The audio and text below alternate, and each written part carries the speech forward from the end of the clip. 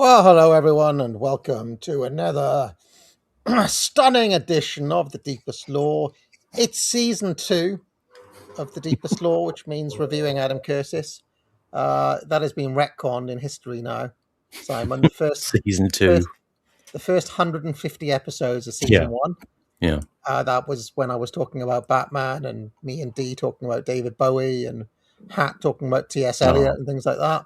Great streams, great days. And season 2 is the Adam Curtis. The question is has season 2 now been going on longer than the original Deepest Lore? This question. It always feels that way, doesn't it? 239. No, not quite. 150. Yeah. Minus 239. What's that? 89. 89. So we're only 89 in. Yeah. Although there's a question, Simon, and I hate to put you on the spot. No, go on. But I almost feel I know what it's going to be. Go on. Do you not think that perhaps it is transitioned into a season 3 almost? That there's season 2 was kind of like, us talking about the Gold Coast and Oceans Apart and hard-hitting Kurto. That's it. Whereas season 3 is like, we have a bit of a chat about this and that. We have a talk about what's going on in the news. We watch a bit of the depressing Russian stuff for half an hour. Yeah. And it's become more of a kind of variety format. Variety show. Yeah, I feel we are in this particular series, Trauma Zone, we are beginning to mirror in the form that we do the streams, the very collapse that he is illustrating.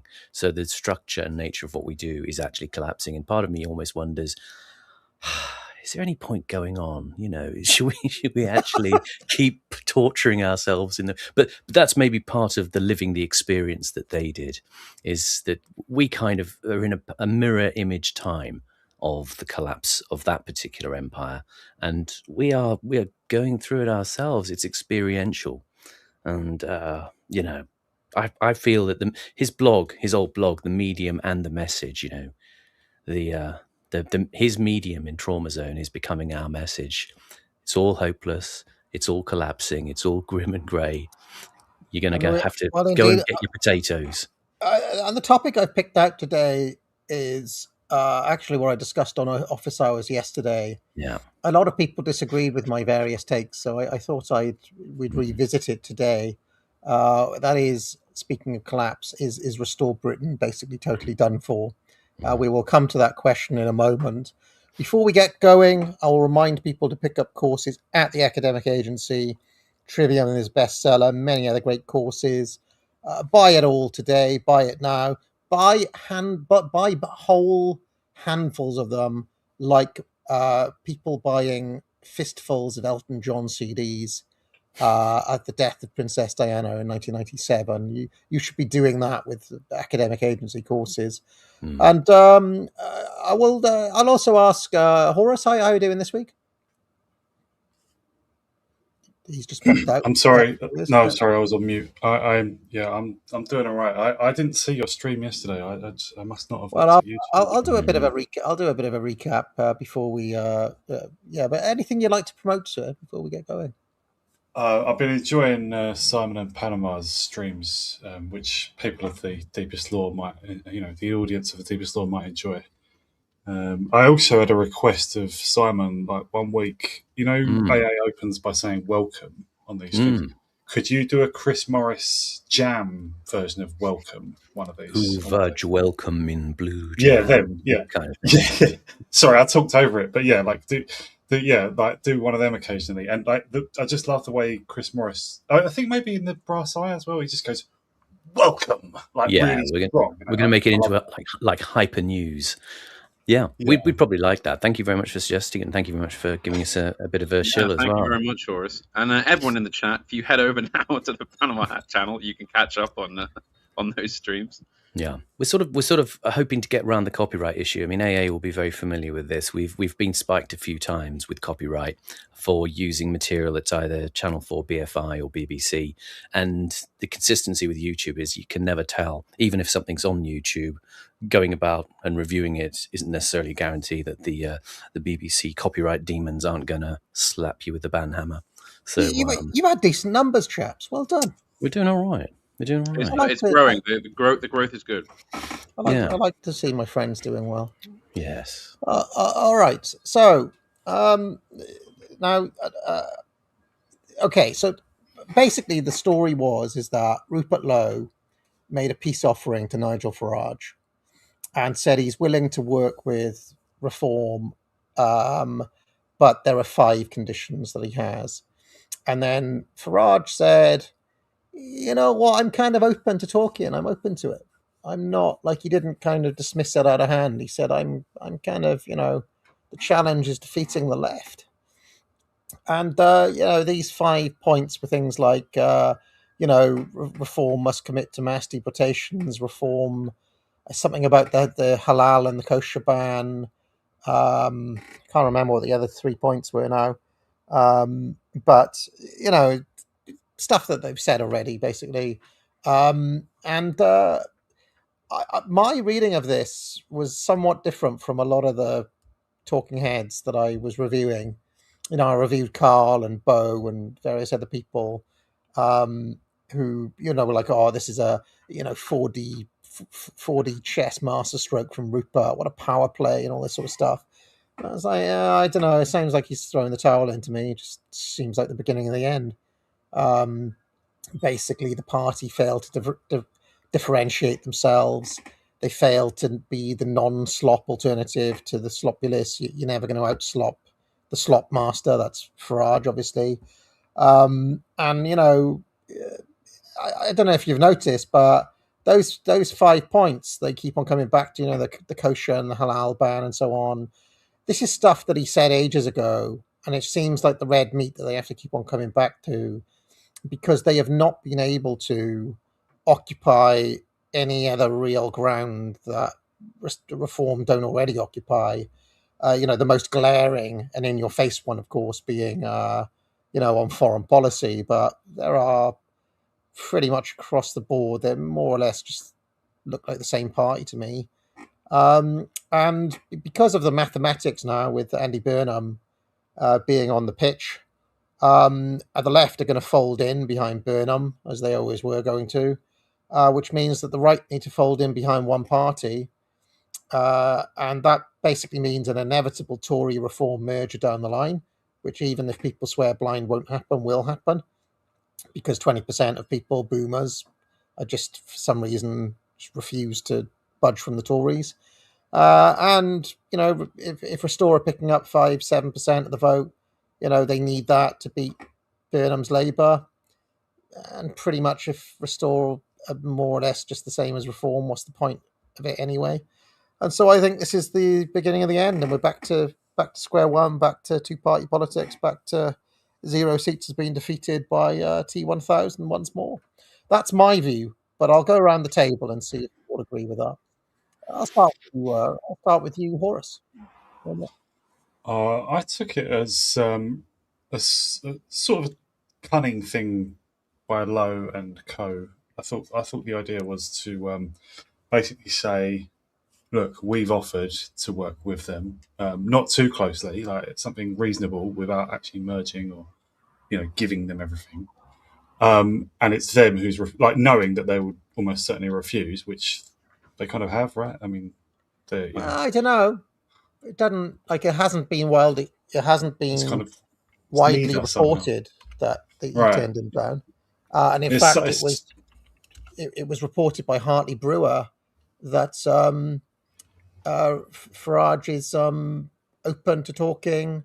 Telegraph says Farage in talks to strike pact with Restore. And what was notable is that the entire mainstream media basically reported on this. Sky News, Nigel Farage, I've reached out to Rupert Lowe over a Reform Restore coalition. This is how it's being reported in the press. He said that he's reached out, but it was like one text saying "Let's talk later," and then he didn't. He wasn't available later. That was on Sunday. He seems to want to make it sound like he's interested but not committing to it. I don't know. It's like giving this ambiguous response. It's not. They're not actually. They don't seem to be in talks or anything. I don't know. You can't tell what's going on in the background, but like, I don't think I don't see any suggestion from Restore's side that they would ever consider merging back into the Tories. There's obviously like hard. Well, like Lowe himself has talked like that before, but none of the support. I mean, none of the people who he relies upon for connecting to any larger constituency would go along with that, would they? I look at audience priming and media tactics, Horace. Okay, and the media widely reporting on this means that people are once again seeing Rupert Lowe and Nigel Farage working together in lots and lots and lots of headlines. Pact, these sorts of words, open mind, blah, blah, blah. And the fact it was reported on by everybody suggests to me priming. But I also noticed something else. I noticed that the slop channels, by which I mean GB News, Talk TV, and so on, have started booking Restore guests again. For example, Charlie went on Julia Hartley-Brewer, who, as we know, is a regime beast. As we know, she's staunch reform, I'd imagine, at this point, right? Israel. So, like, what they up to? Why are they having Charlie back on? But even more notable and even more eyebrow-raising is the fact that GB News have booked Carl Benjamin a couple of times recently, as did, oh my God, the Daily Mail. So why are these mainstream outlets suddenly booking Carl? And I would suggest they're doing it because they're priming the audience to be like, yeah, we're going to have to accept these guys as part of like the coalition now, and they're going to bring them into the fold. What are they booking Carl as just himself, or as the head of the Lotus Eaters, or no, as himself?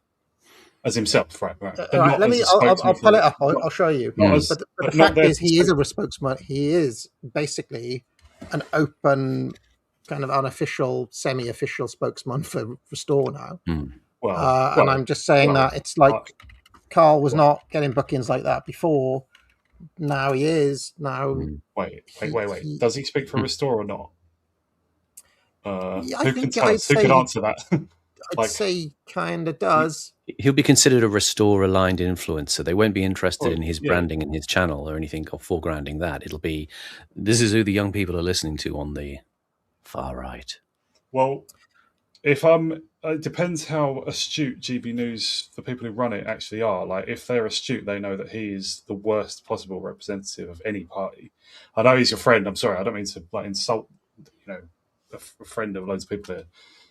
But he will definitely make Restore look bad. He'll make the stupidest arguments. He'll go down all the wrong paths in an argument. He'll do as he's done for the last 12 years now, for every cause that he stands for. So if GB News are being smart there, they're getting him on for that reason, to make Restore look bad. Because Charlie's holding up pretty well, and because Harrison Pitt comes across well, and so on and so on. Like, they're using him as a straw man. But let me just show you the thumbnails though, right? I've just typed in Carl into YouTube. Daily Express, right? Can you see this? Right. Britain's Civil War. Carl Benjamin's chilling warning on Britain's Civil War on the Daily Expresso. 303,000 views.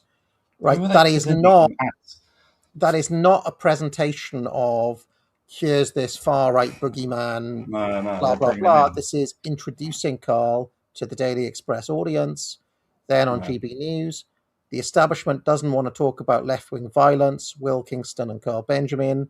Again, this is not Carl being brought in as a boogeyman. This is Carl being introduced as part of a family of faces. Okay, and what I'm saying is, if there's not some view for a Restore Reform merger or coalition down the line, what are they up to, booking these guests? What are they up to? Me, being a reader of the media landscape, says, "Oh, I think I smell a rat." Da-da-da. That's what I say. I smell a rat, but the rat is Carl, and he is the guy who 2.5 years ago was advocating for everyone to join the Tories, and was still a Tory member until 2 years ago, only until they chucked him out. Like, he could be up to something, I don't know, there's some deal there. Of course he is. Of course he is. Yeah, I don't believe that. Like, you can simply if you can, maybe someone spell it out, but I don't think you can get restored. Lowe himself is a different matter because he does like the Tories, but I don't think you can get restored to merge back into the Tories. I'm talking most of the people who populate that party, including most of the leadership figures apart from Lowe himself, which is a great ambiguity, I admit. This has been the plan from the beginning. I think it's worth saying that. Let's be honest. I think we know this was Rupert Lowe's plan from the beginning, quite clearly. He was never going to lead Restore to be a national party, and probably will end up with the Big Ted Tory reform Restore kind of pact, I would think, or some kind of this is it. We got to say, this is our last election to save, before Armageddon happens if Labour wins again. That's the rhetoric we'll be seeing. We can look forward probably to another run for MP by Mr. Benjamin. So I don't want to personalise this on Carl at all. What I'm saying is Carl is very publicly Rupert Lowe aligned at the moment, and has been for the past 6 months. Doesn't speak for the party though, does he? Or does he? Don't know. Well, what I'm saying is he's being introduced as part of the family of faces. Charlie is getting more bookings on these channels as well. So the audience now is primed to think, well, you're these kind of, like, you've got to think of the media, the family of faces. The audience is primed to think now in terms of, I agree with that guy. Right? Carl is not being presented as an oppositional figure. He's being presented as another kind of talking head, almost like Peter Hitchens would be presented, just another kind of pundit, if you want to put it that way. So the fact is that if then in a couple of months' time it's like, well, look, guys, we agree on 95% of issues. It's just the personalities of Rupert and Nigel at the end of the day. We need to get over that and defeat the left, guys. And that, I'm not going to say that's the plan from the start, but certainly that seems to be the plan now. That's my kind of take on it all. Which to me does represent basically the end. And as I said yesterday, it's a bridge back for Connor, for Charlie, for the other lads there, and for Carl to how do you square the circle of having been against reform for the past 6 months, now you're for them? Well, if some sort of deal was done, that gives them a way of doing it without losing face, and it gives them a bridge back into kind of fairly mainstream politics as well. So they all land on their feet, and Bob's your uncle. Everybody's laughing. I hope they all enjoy their careers. So, do you agree, Simon, or do you think I'm being too cynical here? No, and I pick up on something that I think Horace may have been hinting at, or not necessarily wittingly hinting at, but the feeling about this, makes me think of the old tabloid journalists of the 1980s. Talk TV is a derivative of the Murdoch empire, for example, and it's the things that they used to explicitly say, look, what we do in England is we build people up so we can then knock them down. And it may be that this idea of marching into the corporate media institutions is not so much that, but a march up the scaffold as well, for them to be set up. And, they could be primed positively. They could be, given the invitation to enter the Aladdin's cave, take advantage of the goodies, or it could be to set them up in order to drop them, and then the media can, as it were, sort of wipe its hands of that brief populist spasm and the characters associated with it, because there may be, the possibility of them going into it, getting a certain level of fireproofing from media hostility and becoming part of an accepted commentariat, as you're suggesting. And what I derive from what Horace was saying is it was also a possibility that they're being set up in order to be knocked off as well, because Now, then they can start digging into them. But my sense is, Simon, is that the mood music has changed in British politics in general since Burnham Mania has run wild. Yeah. And Farage has lost momentum, right? He's been going down, basically. He peaked about a year ago when it looked like Reform would win a landslide. He's had this scandal around him with the expenses. And because of that, it's like, oh, Reform aren't looking like this unstoppable beast anymore. Now Burnham looks like the man to beat. And so there's maybe been a recalculation that, we can't afford to have this oppositional relationship between Reform and Restore for much longer, because we need that 6-7% brought back into the fold. Yeah. Ultimately, because we need the 20% that the Tories get as well. All together, that makes about 55%, which was a comfortable win, even against Burnham's Labour. Whereas if it remains fragmented, that's another 5 years of Labour.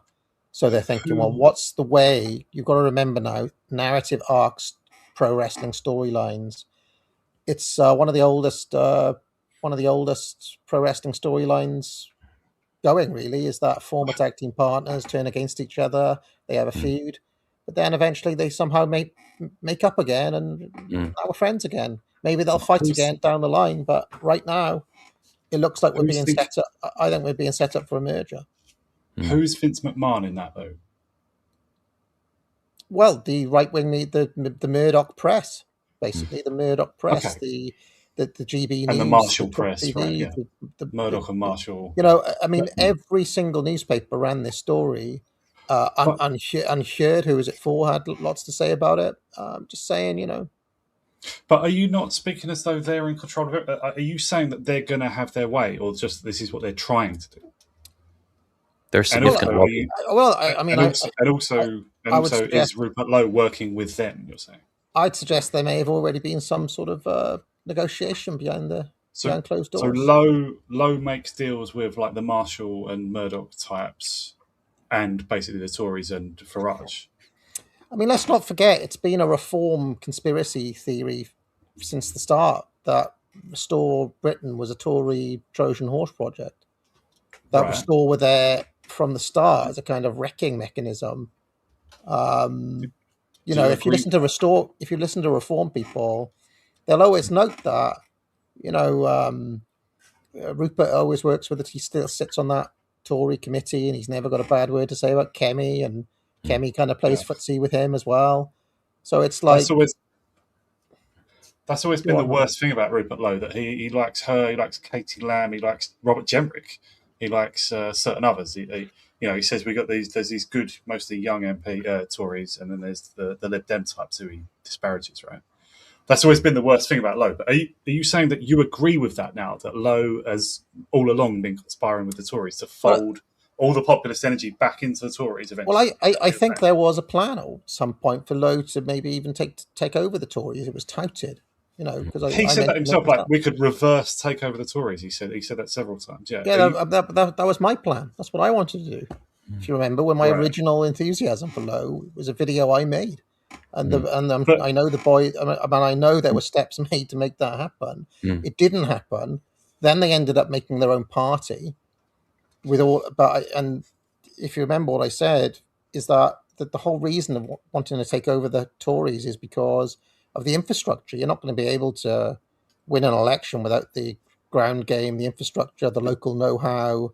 You just can't get it up and running in 2 years. You need the Tory machine there. And still, I mean, even now, even on their absolute dying arse, the Tories still get default 20%.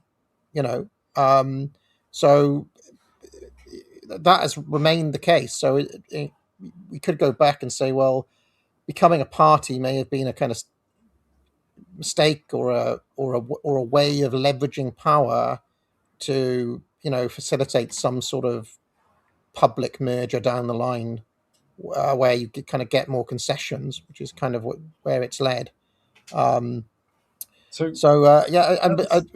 just to finish up, Horace, my ultimate view here is that where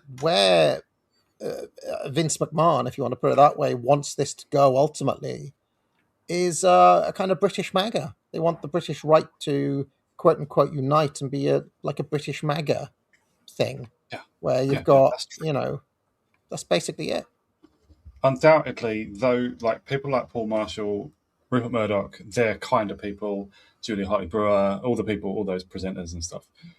Definitely, I have no dispute that they're all working for that all the time. They just want, one big tent that's pro-Israel, pro-immigration, whatever, just complete traitors, obviously. But the question is, I don't dispute at all that there's that constant pressure to have that.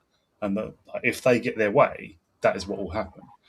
What I'm asking is, so you're saying that Charlie Downs would go along with that? He's saying, and Rupert Lowe in the last few days as well, they've been saying more nationalist things than ever, more explicitly about saving the British people. Because it has to be.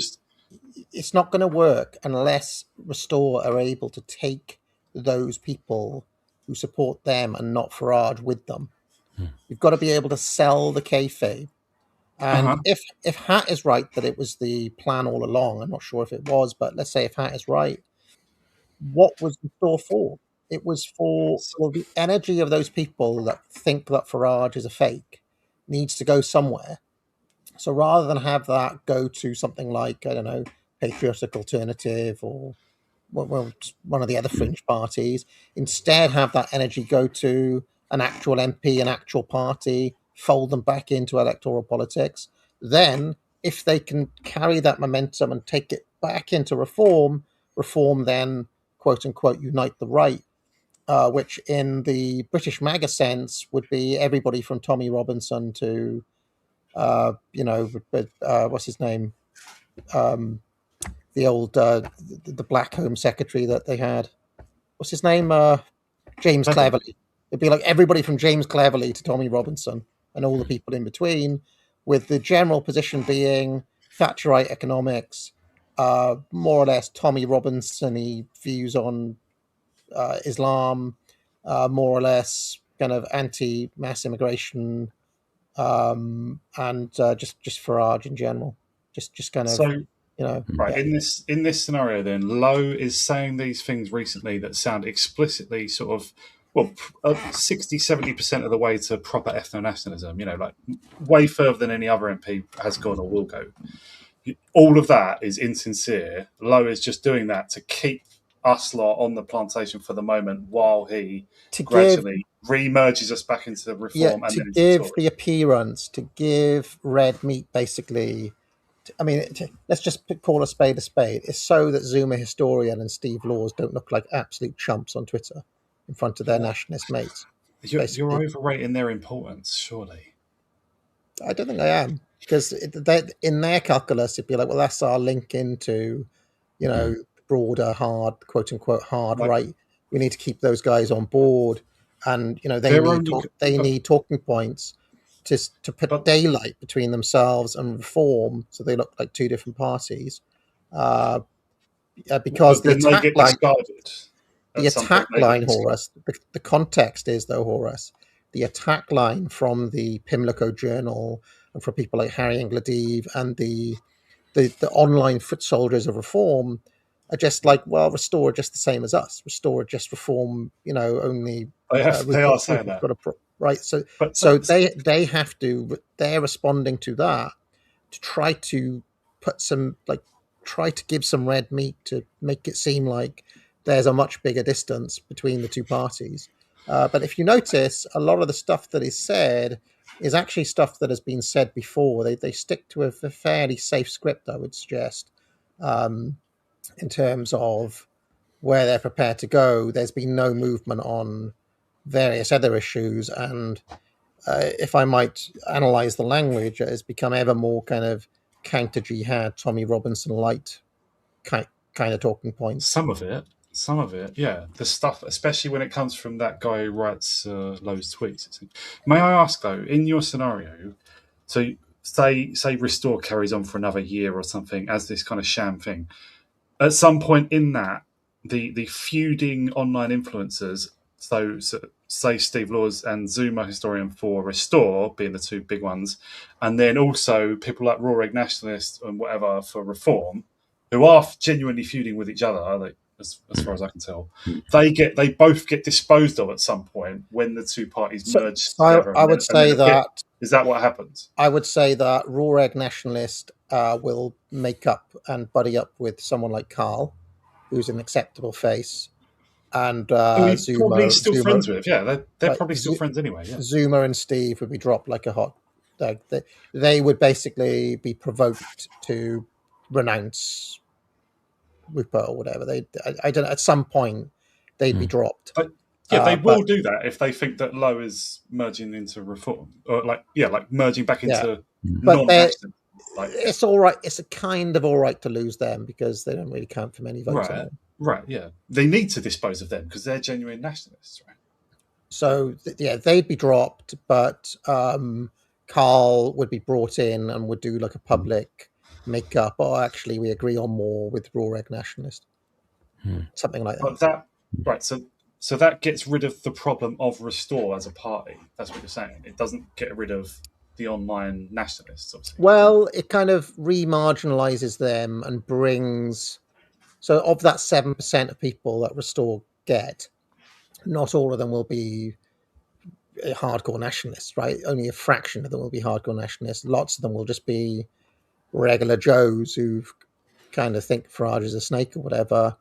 If they can bring the bulk of those back on board, that solves the problem for the British state and for Reform, and also more broadly for the quote unquote right defeating Labour in the next election. Can I ask another question then? What do you reckon the whole thing of Lowe being chucked out of Reform and them trying to get him put in prison and stuff, that was all a sham? Is that right? Well, it doesn't not necessarily. Maybe all of that was real. It was a real break. That wasn't really intended. That was actually quite a problem. But no, this is a way. This is a bridge back. Basically, this is a way of solving the issue. Say Reform made a mistake or whatever. Classic Sun Tzu: build golden bridges for your enemies to retreat across. Something like this. I don't buy any of that. You're still a true believer, Horace. You think? No, I'm not a true believer. Like Lowe constantly says ridiculous things, like, I want to reverse take over the Tories and stuff, and he thinks loads of the Tory MPs are all right. And Robert Jenrick, I think he liked Robert Jenrick. So he likes some of the absolute traitors and stuff. So Lowe has always been the most doubtful thing about Restore. But I don't think. His rhetoric. His rhetoric has actually got stronger and more nationalist, and so has Downsy. Downsy was on Talk TV, not to be presented as any sort of friend. Julia Hartley-Brewer was attacking him for being a nationalist and saying you must say it's all about values, not about ancestry. That was what that argument was about. That's not. Why did they book him? Like, Downs is for real. Well, I don't know. Why did Hartley-Brewer book him? They thought they could. But if they want to build him up in any way, that's the worst thing to debate him on. They should debate about any other point, surely. Just try and get him in some way. It could be that because that's the thing that distinguishes Restore as it stands. Is that they have some. It could be though that this scenario happens and Charlie's thrown in the bus as well. If they think he's gone too far, they could just be like, okay, we'll write him off, chuck him out. We can bring in Connor, but. Or they need to get rid of those young men who become too radicalized. We can't bring them back. But they need to dispose of Charlie Downs because he is actually saying proper nationalist things like the British people must survive, must be the absolute by far majority and stuff. He's saying what nationalists want to hear. He cannot be brought in to any merger or they'd have to get him to abase himself. Have you listened to Farage recently, Horace? Just vibes. Always just vibes with Farage. His policies are nonsense. And it's just about the boats. It's just about the boats. Farage has also talked about survival, though. He is... Okay. It's always vague. It's always unspecific. He waters it down, but he's not in it for politics. He's just like Trump. He just is in it for money and personal enrichment. Evidently. He doesn't care about immigration or the right or No. Britain. It's just Doesn't it's a want money it. game for him. It's funding. Doesn't It's want not. to talk I mean, about it. all the none of the. No, I don't see. I mean, frankly, none of this should be concerned to us anyway. These are not people of quality or character or notable intelligence in any way. These are just people playing in the shadows of a regime, and it's no matter what the outcome of this is, it will not end well. They'll be thrown under the bus. They'll be shut down. They'll be used as whipping boys. They'll be, or if they want to keep their new lovely careers they've been all angling for years. Now they're going to have to, well, they'll all just turn into Julie Hartley Brewer probably in a couple of years. One of the things I'll note is that this time 1 month ago, all the headlines were, can Nigel Farage survive? Is this the end for Nigel Farage? Now all the headlines about Farage is, he's open to making a deal with Rupert. All I'm saying is that question of Farage surviving has gone out the window, and now we're having a very different conversation. Just saying, it feels like to me that the mood, the vibe has shifted to something else happening here. I agree with that, definitely. The vibe has shifted. They are all trying to make Burnham seem as viable as possible, and it's obviously working on some people. And they think that they've got a chance to maybe smash up the right. But well, this is probably. Sorry, Horace. All right. Well, I think the other aspect of this is that probably they're actually, as you say, they're concerned about Burnham because he's just actually not doing badly. I mean, he's not affected any change yet, but I think they're genuinely worried they might have a popular Labour Prime Minister, or at least there's a chance they could. In which case, their whole project kind of falls apart because you need to have this ridiculous David Betts, MI5, Carl Benjamin now, civil war. It's all happening. It's all coming. We're all going to be fighting in the Asda. But don't forget, every election has to be the most important existential election of all time. Exactly. How many times have you heard, remember, this is our last chance to stop the demographic takeover. It's this year. This year we have to vote in the Tories again. It's all just the most important election of your lifetime. Yeah, exactly. Nonsense. You can't split the vote. You can't let Labour get in again. You can't. So, anyway, against the backdrop of all of that, I'm just saying, it's like, Robert Kendrick, Rupert, Nigel, Kemi even, we're all in a room together. We actually agree on everything. We're small state conservatives. We think welfare's gone too far. We're against mass immigration, but we're not actually racist. But clearly woke stuff has gone too far. But we're not racist. It'll be there. We kind of love Israel. All of us do. Carl Benjamin will be there. They're all basically on the same page. They're basically the same. He'll be telling us to vote for Kemi, and then emailing in again asking why I criticize his positions. That's what'll happen. So, I don't know. My feeling is that it's the next election will be two parties against each other. Andy Burnham's Labour left coalition versus Nigel Farage's right coalition. And probably Nigel will win that, if I had to guess, but it could go either way. Depending on how skilled Burnham is and depending on what he does in power as well. You think Farage is actually going to... I mean, first of all, I don't think he's ever going to fight an election. Not as an actual serious candidate. He doesn't want to be prime minister. I just don't see that in him. He's in it for other reasons. He has. You don't think he's going to make it to the election? No, I doubt it. I'm not even fully convinced that Restore or Reform are even going to survive as parties by 2029. It's a long way away. Remember, I don't think Restore will be on the map, and I think it will be the Reform Tory party led by Nigel against Andy Burnham. But we can see. I mean, this is the fun of. Nigel's not going to lead. He's not going to stand in a national election, or I'd be very surprised if he did. He'll back out. There'll be a riven path for him to slide down, to parachute out of the structure before it gets to him having to lead them into a national level election.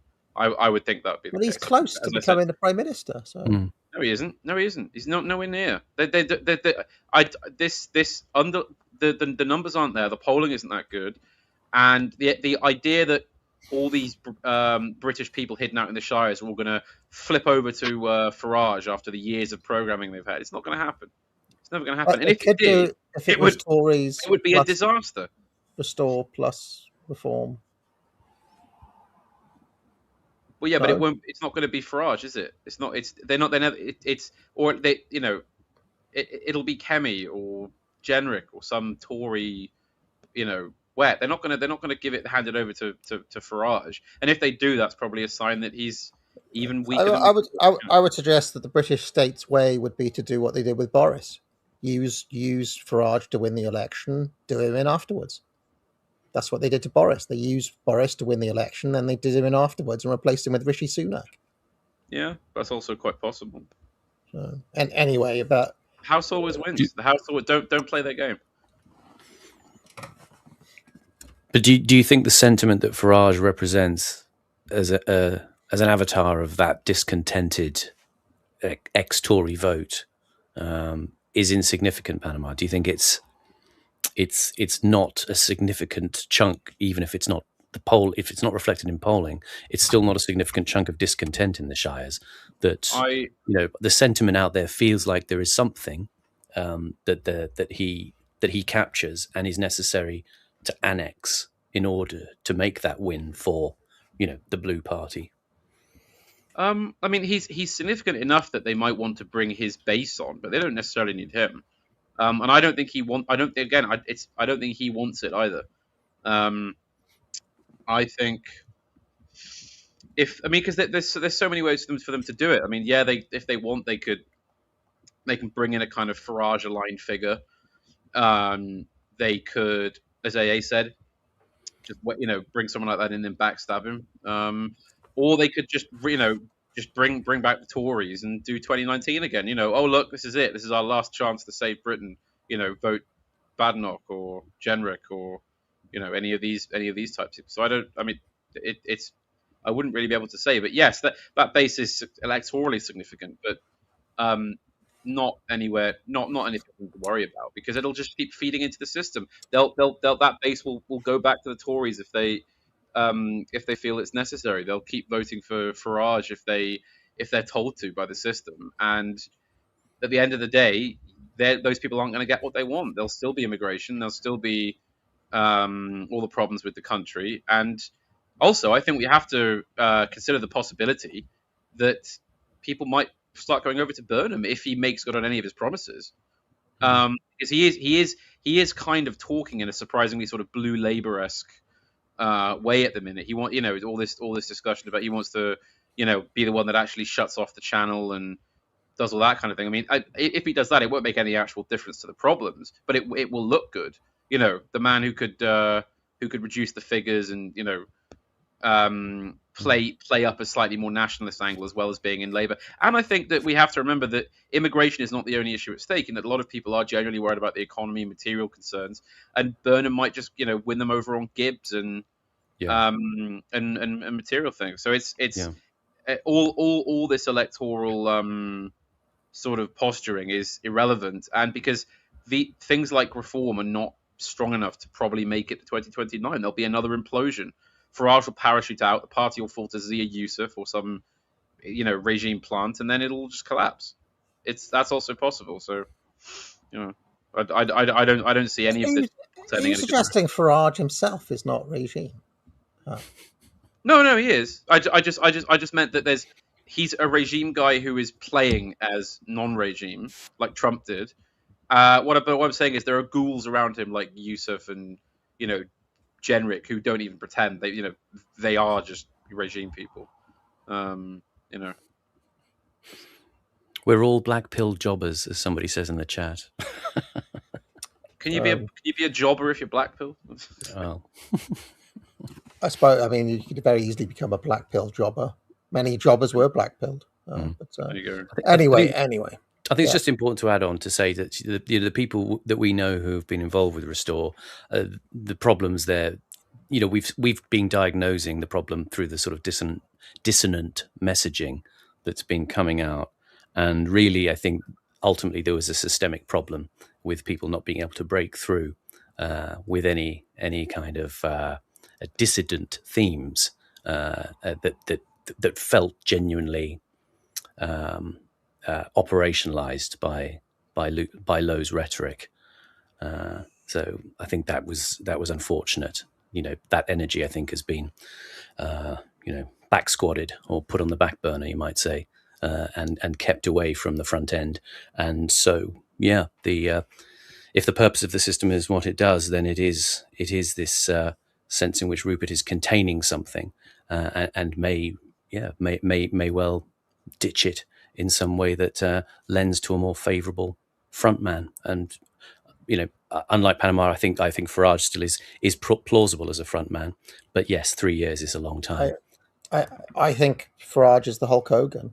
30 years of he's basically the biggest figure in British politics. So of course he's going to be on the ballot because they want to win. Yeah, the energy he represents and the sympathy and the sentiment.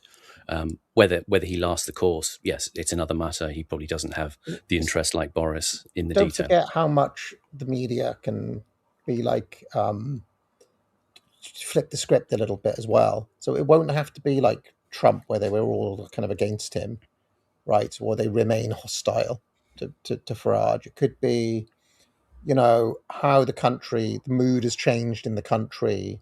How Farage, his long journey to number 10, yada, yada, yada. They could easily change the music around it if they feel that, the country's in a different place. Because let's not forget, the pseudo-reality is everything. So they can just be like, and now suddenly Farage is acceptable, because he has to be, because he's the Prime Minister. As for Farage being, an establishment man or a pawn or whatever, he is still, in danger of being found to have done wrongdoing or whatever, right? To do with his donations and his friends and stuff. And he's also, I presume he's going to win that by-election, but there is some serious challenge to him. It's not like he's just being suddenly fated, is it? Have you forgotten about Donald Trump being sent to jail and the Georgia mugshot and the assassination attempt and oh my God, the regime wants to kill him, only for him to declare war for the Iran war and spend his entire second term. I already thought that Donald Trump was going to be a piece of shit. I didn't know he was going to be this bad, but I already thought that he was going to be a complete piece of shit president. And I do think Farage absolutely will. From the point of view, all I'm saying is, from the point of view of 2024, you'd be like, oh, how can you possibly say that Trump is a regime man when they're trying to kill him? They're trying to put him in jail. They're going to do that. Right? No. And all I'm saying is, this is just our really shit kind of bargain basement version of all of that. I agree with that, but the question of like whether these guys are part of the regime, it just kind of cuts through the word regime, really. Like I would say no, neither of them are, because it's complicated. Sorry, I don't like. Obviously, Farage does have real enemies within the regime, so there is people really trying to take him down. They would put him in prison or kill him if they could. There's people who throw, concrete at him and stuff. Well, we'll see how much plot armor he's got, because Trump had more plot armor than Arya Stark. But like the regime, I mean, by the regime, do we mean Israel and Zionism or not? Because like Trump definitely is within the regime if it includes the Zog machine, right? Like he does exactly what they want. I mean, he literally jumps when they say to jump. Do you know what I mean? Like, I would say it's a factional struggle between them and the globalists. But the globalists, so there isn't one regime, so you can be in and out of it at the same time. You say that, but they're struggling against each other. Tony, who I would say is pretty firmly on Team Zio, is also a globalist, right? Okay, Andy Burnham, who presents himself, by the way, as not a globalist, somehow clearly is one, by the way. Right. Clearly they're happy with him. Is also stacked his cabinet full of friends of Israel. So yeah, he's working that. He's working that fault line quite well at the moment. He's treading that quite skillfully at the moment. It seems like presenting himself as neither or both or whatever you need to be. But I don't know, maybe it's a bit of a side question, but I think it is possible to say that Farage and Trump are both insiders and outsiders in different ways. The hatred of them, the will to keep them out of power is real and does come from inside the regime, but also they are obviously, like, by their background as well as their politics and stuff, they are obviously regime figures or establishment figures or whatever. But they piss off a large part of the establishment. The people who tried to put Trump away really were trying to put him away. Well, it does feel like it's a question of sentiment, like with the financial markets, almost, that the system, the regime, so to speak, is one. Let's not forget, it's now based on a notion of consensus. It's a coalescence, a dialectic, if you like, of people who may have these ostensible differences. But whether it's between Andy Burnham and Tony Blair and Kemi Badenoch, there's a sense of a regime that wants a kind of coalescent goal that it has to process out all of this friend-enemy talk which is coming into the system at the moment. I don't really believe that they were really trying to put Trump in jail anymore. I think that it was pretty much when, if you believe that, you believe that Vince McMahon was actually trying to get Stone Cold Steve Austin killed in 1998, when in fact he was his biggest star. That's basically what it was. Trump was their biggest star. He was going to win them the election, and that's what happened. And Farage is their biggest star here. They're not going to lock up the marquee. It's just not going to happen. We have no acute definition of the establishment or the regime or who's inside and who's outside, so we can never really answer that question. I would just say there are people who we would consider insiders who are genuine enemies of both Farage and Trump, and sometimes they have their way. But for, those are two guys who really straddle the fence. The point is, though, like I would criticize about your analysis is just that you don't seem to distinguish between what they're trying to do and what they can in fact do. Can they actually negate the profit? They could absolutely easily have put Trump in jail if they wanted to. Talking more about British politics, like you said, or they could bar Farage from running or stop him if they really wanted to. Of course, they could. Not without consequences that they want to avoid, though. As in, it's so nakedly, authoritarian. Well, my view is always that the ace card is to bring these people in, make a deal and bring them in, and bring their supporters along with them, so that people believe that the system is working for them and reflecting their concerns. So if John Bosch eating his Chinese or whoever sees that, now Farage is the prime minister, they can say, well, this is democracy responding to our concerns. And therefore you don't get civil war or revolution or any of the rest of it. Let's not forget that before Trump was the president again, many people predicted wide-scale civil discontent and civil war and riots on the street and Pussy March and BLM and all the rest of it. Not one fucking jot of it happened, because this time it was different. This time they were cool with it. So anyway, I will double down on my analysis on the basis that they do have a lot. They don't have unlimited power, but they do have a lot of levers they can pull. And ultimately, the thing that they've always got their eye on is the social order maintaining. People going to work, doing their jobs, paying their taxes, grilling, etc. They don't want that to come under threat for obvious reasons. And if it means making Farage a prime minister, they'll do it. That's my view. Anyway, shall we? Any other views on this? I think you're right. I think in Britain, to address Horus, I mean, there is just a softer level of jeopardy involved. We aren't going to see any assassinations here in that way that you saw with someone like Charlie Kirk in America, or the alleged attempted assassination of Trump, etc.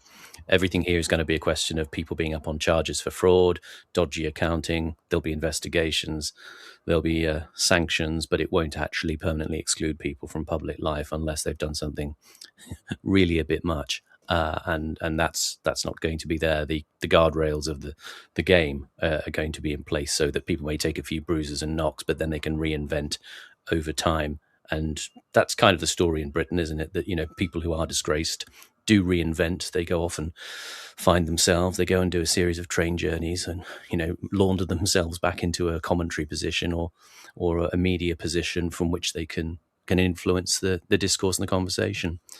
But you see, we're still having these conversations about, is the regime monolithic? Okay, there are factions within it, but it's more monolithic than anybody thought. And this has been proved beyond doubt. You read my book, Applied Elite Theory, where I go through it, you know, week by week almost. It is more united on the issues that matter to them than ever. You never get dissent on the issues that would, you know, on like foreign policy, for example. You never get genuine space to articulate like a political force that, for example, is, you know, not up for basic neocon politics, whether it's Russia or Israel or anything else. That is always kept out. So the regime, when it comes to that, is a monolith. It cares really about military industrial complex type stuff. When it comes to certain other issues, okay, let's argue about the tax rate. They don't really care about that. But notice that there was a much bigger concerted effort to stop Corbyn than there was to stop Burnham. As an example, I believe that they would have stopped Corbyn no matter what because of the foreign policy issue. That was a botch by the regime to let Corbyn become that was a mistake by Ed Miliband to let him in. Basically. Yeah, that was not supposed to happen. Yeah, that was genuine fuck up. And well, I think even after that though, there was still like fair elections as far as I know. Corbyn ran in two elections, right? 2017 and 2019. And I think those results in those elections reflected, like, genuinely how well he was capable of doing, you know, a Corbyn Labour Party. Do you remember, like, 2017, he actually gained ground, although still, it was like... Yeah, they ran it was Theresa May versus Corbyn. And I still imagine that if Corbyn had actually won, they would have taken it... I still believe they would have taken him out in 2017 if he'd actually won. Because all sorts of like things that weren't meant to happen started happening. Like, do you remember when John McDonnell and Corbyn actually tried to start forming a government, even though they'd lost? Do you remember that? Right, this kind of kamikaze bullshit that's not meant to happen because they weren't on script. Those guys, they were actually genuine. You could disagree with them, but they were genuinely not of the regime. You can always like the regime. The stuff it cares about, the regime cared about COVID when it happened until it didn't. It cares about the Ukraine war. It cares about Israel. Does not really care that much about certain other things. But the stuff it cares about, it is monolithic about. I think really, absolutely every region, like across certainly in Britain anyway, they rely more strongly than anything else on the centre right staying the centre right, as in the fake right, you know, not doing what right wing voters want. That is like the keystone of, I don't know, Zog control of Western. I don't know what you call it, but like Zog democracy. I think they have become more pragmatic. They have been trying to, and this is the true meaning of Bronze Age nationalist and raw egg nationalist and Bronze Age pervert and Curtis Yarvin and all yada yada yada. The true meaning of all of that has been quite a long-term project now of bringing that in, of saying, this is really what Tommy Robinson is about, of saying, actually, we're all right kind of letting people become a bit more patriotic and a bit more nationalistic, as long as you don't touch certain third rails, you're fine in that play box, and we're happy to kind of go there. That's what Trump is, and that's ultimately what Farage is going to be as well. So there's pragmatism. It's like, look, the left thing has kind of got out of control. The woke thing kind of blew up in our faces. You know, now look at pro-Palestine. And so Bob's your uncle, Mark Zuckerberg. I kind of like Trump now. Do you know what? What did I say during the election? I remember Aaron McIntyre cussed me out for this. And I said, look, that Bill Mayer, right? That Bill Mayer you think he's still playing his old liberal role. Actually, he's low-key standing for Trump and undermining the Democrats. The other day, it came up on my phone that Bill Maher has finally kind of said he's not a Democrat anymore. He's kind of low-key become MAGA. Oh, what a surprise.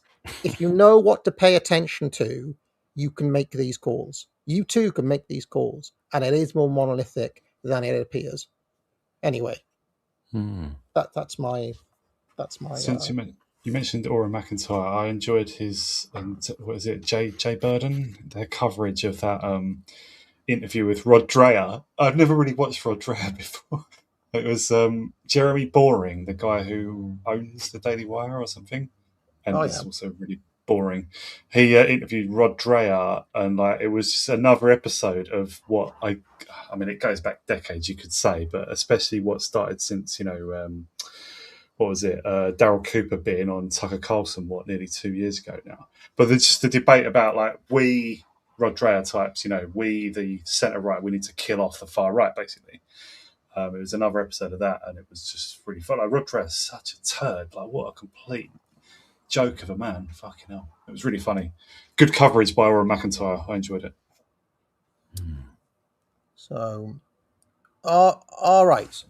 Shall we move on? But my ultimate view is, quote unquote, far. You kind of meant to. I think they've been soft pedaling, soft priming lots and lots of people to self-identify as quote unquote far right for quite a long time now. We're kind of meant to have that conversation with Rod Dreher, in a way, because that's kind of where they want it. They kind of need the West, America, Britain, to be ready to fight, to be more patriotic, to be, they kind of need it there. Let me remind you of original Putting the Woke Away essay, where I said, number one reason is for military recruitment. It was sent to me by a friend of mine, sent me a link saying that the American military has just had its record recruiting numbers. The Army is seeing one of its strongest recruiting comeback years of all time. Fox News. Patriotism and a sense of purpose and job security are seen as the top reasons. The Army's recruitment has climbed 38% since its fiscal year 2022 low. When did I write Putting the Woke Away essay? 2023, I think it was. And that original Army report I quoted was written in 2022. There it is, 5 years later. You just have to know what to look at and what they care about. All of the other issues are flim-flam, froth on the coffee.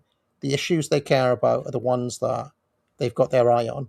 And all of the other stuff, I think it's more healthy to see it almost like pro wrestling. Even if Rod Dreher is completely sincere in his beliefs, he's playing a role even if he doesn't know it. It's basically what politics is in the West. That's sort of what I was saying, that he's playing a role. Charles Cornishdale is playing the same sort of role now, embarrassingly for him. I do agree that, someone like Rod Dreher is a perfect servant of the people in charge. Yeah, that's what he's there for. Same with Neil Ferguson, Andrew Roberts, Victor Davis Hanson, Sora Bomari. Look at Rod Liddell, who's sadly just passed away. Right, rest in peace. In fact, I should say it again. Where is he? I think that we've reached peak wank. Right. I don't speak ill, given that he's just passed, right? But he had a very identifiable niche within the media ecosystem of Britain.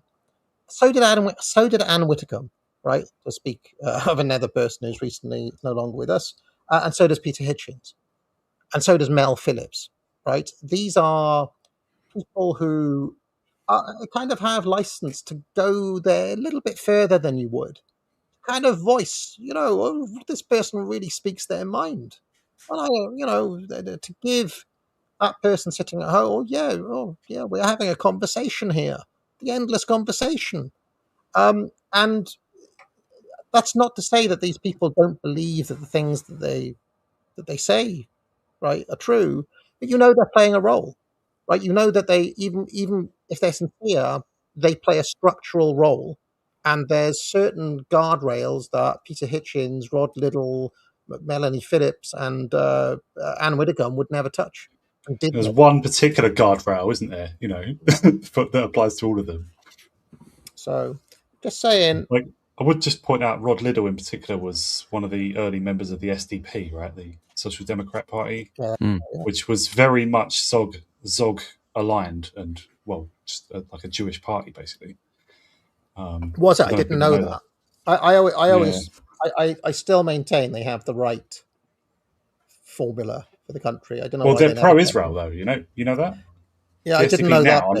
Under Clapton, it's exactly like Glasman, right? Glasman, in my view, has the exact correct position to win every single election, but also it just comes with this entirely unrelated issue tacked onto it, annoyingly. You know what I mean? I know someone who joined the SDP and was a member for a few months, and he said, who's not that interested in the Palestine-Israel question.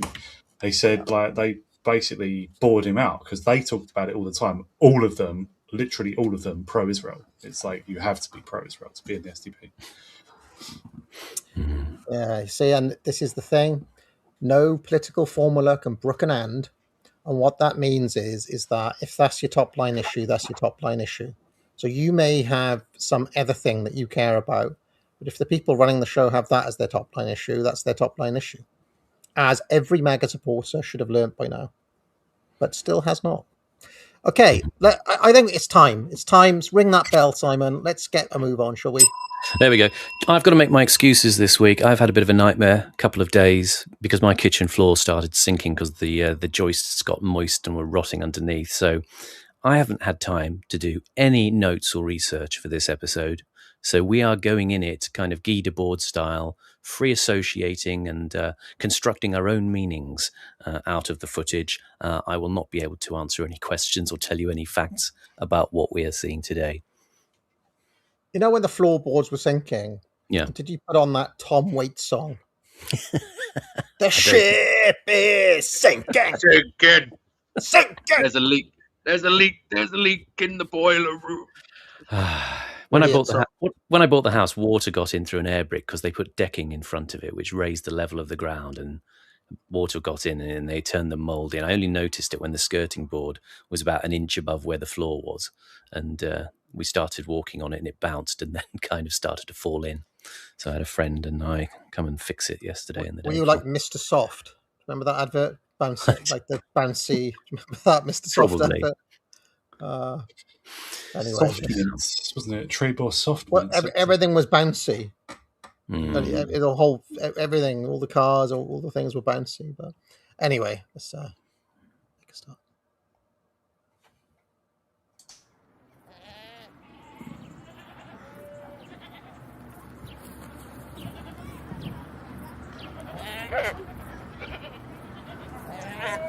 Pause. That's a goat. That's all I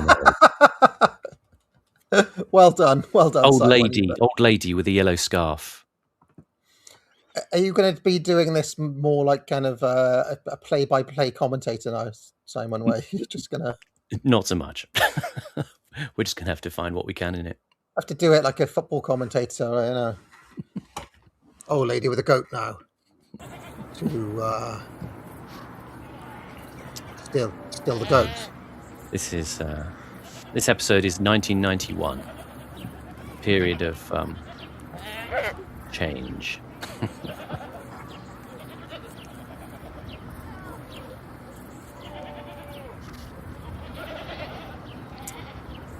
Yeah, and they've had a lot of trouble in the Soviet Union. You know, the manager Gorbachev, he's been trying to right the ship, but they still find themselves rooted to the bottom of the table. Can they turn it round, or are they going to bring in the new man, Boris Yeltsin? Well, let's have a watch.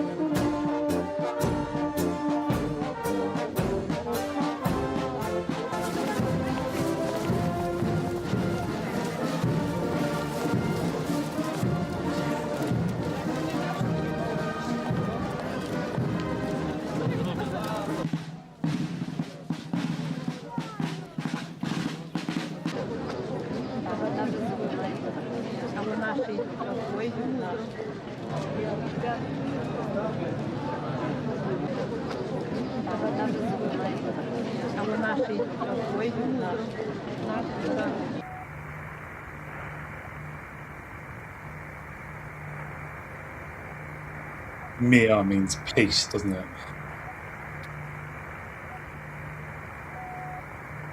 Apparently, the name Vladimir refers to peace. It's like Lord of Peace or something. Wow. Isn't it Vladimir? Vladimir. Volodymyr Zelensky, but Vladimir Putin. And there's a Polish version as well, isn't there? Like Vladimir with Z's in it and stuff. Vladimir. This is Polish space, has by to the be way. Polish has to be the most difficult language, where it's all random Y's and Z's and just completely unpronounceable names. It's like Irish Gaelic as well, isn't it? You know. I like how in the spacecraft they got posters on the wall. Was there boobs? No, it was somebody's. It looks like Каждую somebody's свободную daughter. минуту мы старались смотреть на Землю. И, тем не менее, это невозможно осмотреть всю Землю и запомнить всю Землю. Все-таки это не такой вот маленький глобус. Можно всматриваться в детали и узнавать какие-то места, на которых ты бывал. I forgot, by the way, the Ukrainians. I was reminded of this footage yesterday. Do you remember this?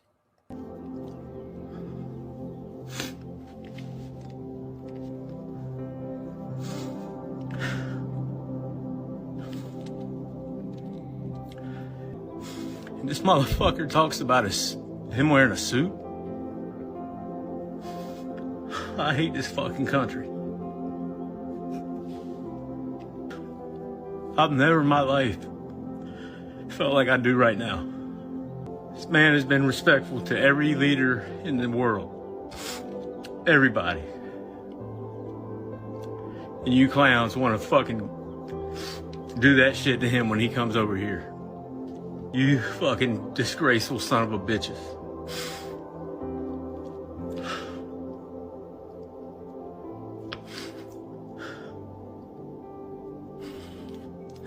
Man, I just want to be next to Zelensky right now. God damn, man, I can't.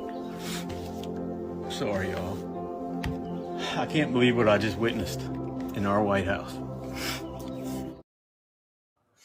I want to be with you right now. Let's come back to kayfabe for us, right? Let's come back to pro wrestling and kayfabe. Now, that was the last time I allowed myself to be truly excited about a news story. I was exhilarated when that happened, and I absolutely I watched it with every last bit of popcorn. I was like, "That's it. Ukraine is fucked now. Trump is just Here we are. I don't know when what did it happen? Like 18 months ago now? 12 months ago? More than that, right? Feels like 14, 3 15 years months ago. Yeah. I think it was early last year, wasn't it? I think. Yeah, early last year it happened. That kind of shaming of Zelensky in the White House. Has anything changed? No, absolutely not. Has NATO changed policy? No. Have the West pulled out of Ukraine yet? No. Is the war over? No. Nothing has happened. And the only person who had the balls to say that at the time was Brian Beletic. And I'm afraid to say he has been proven correct in the fullness of time. And he was the only one who said all of this is bullshit. All of this is a Punch and Judy show. It was all nothing. It was all hyper reality again.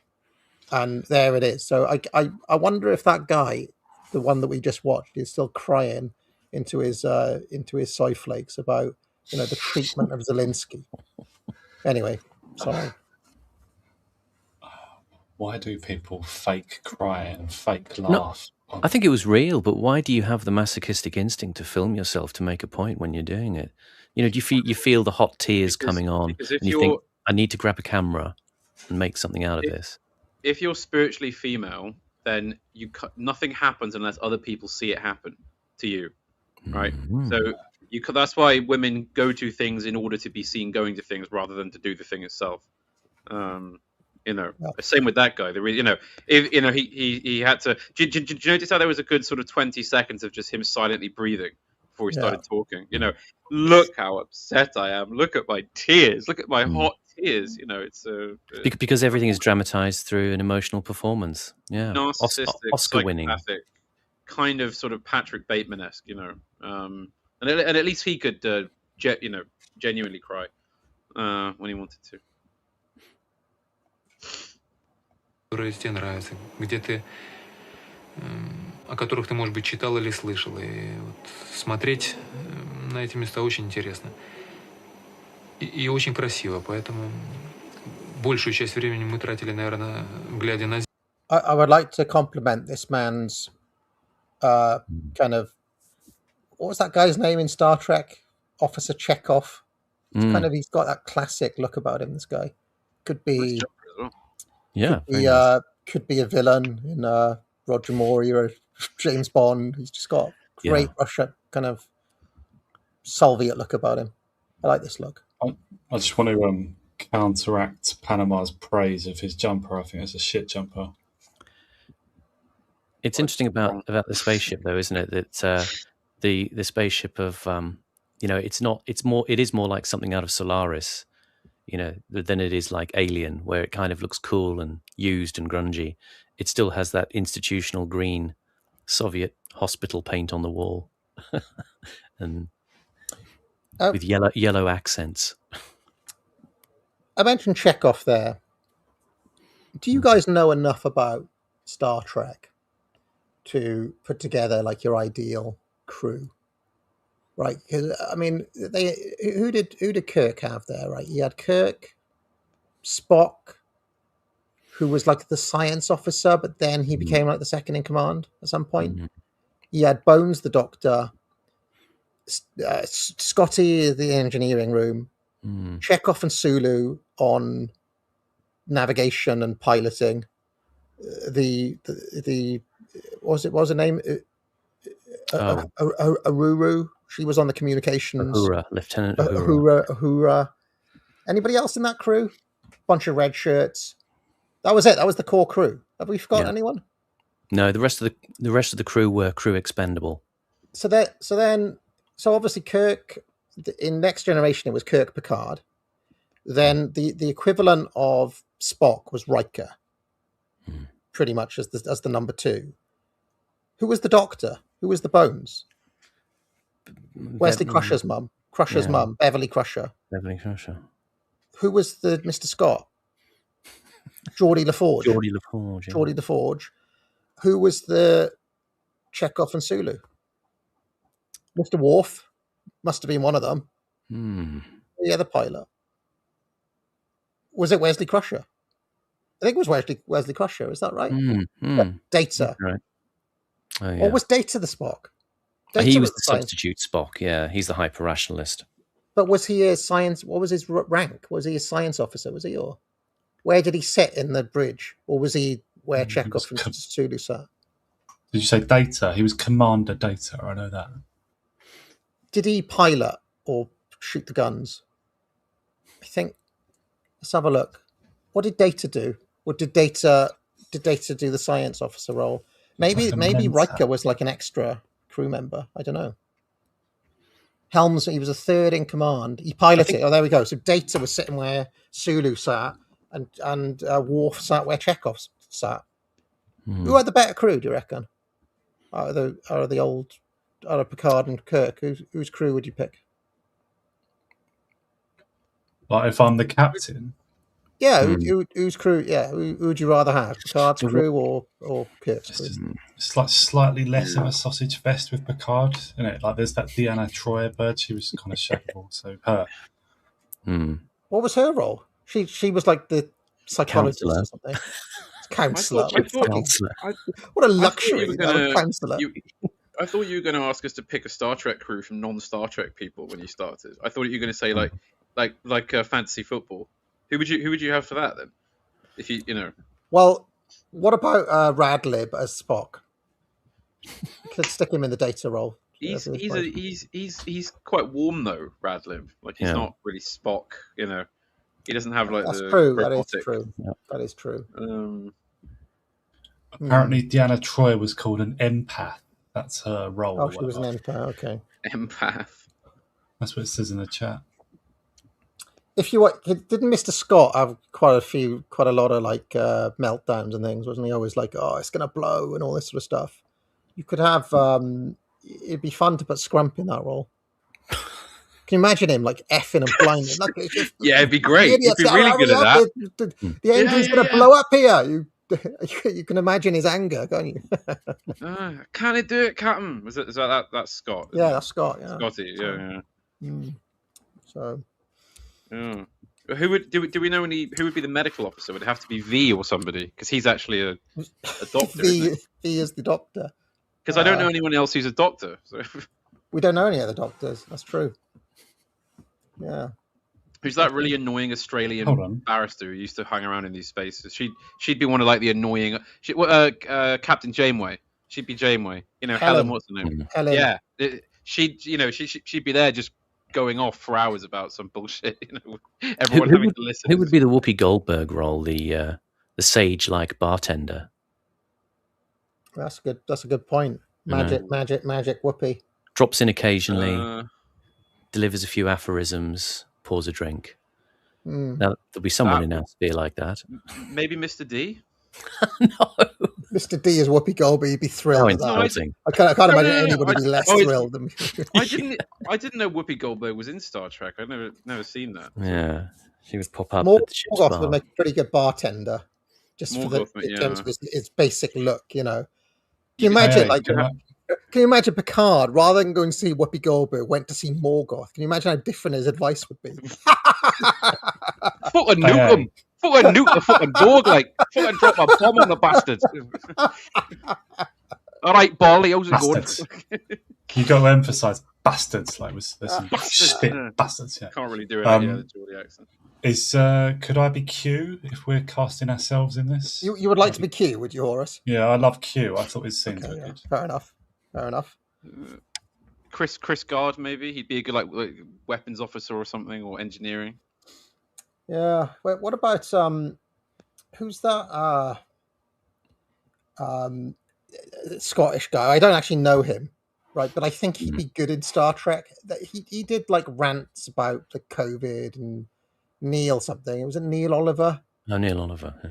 Yeah, I think Neil Oliver would make a compelling Star Trek character. I don't know where I'd put him, but maybe he could be. Do you remember there was that Mr. O'Brien on the transporter pod or whatever? Like him. Yes. I don't know. Like I feel like he'd have a role somewhere. But anyway, what about yourself, Simon? I'd put you in the Riker role. Do you reckon? I think I'd be quite. I'd be a sort of. I probably would be a kind of McCoy-like figure. I'm quite emotional, really. I hold it back for doing these streams, but yeah, I'd be dismissive of rational assessments and just say, "Come on, we've got to do this. Get to the heart of the thing. Just kill them."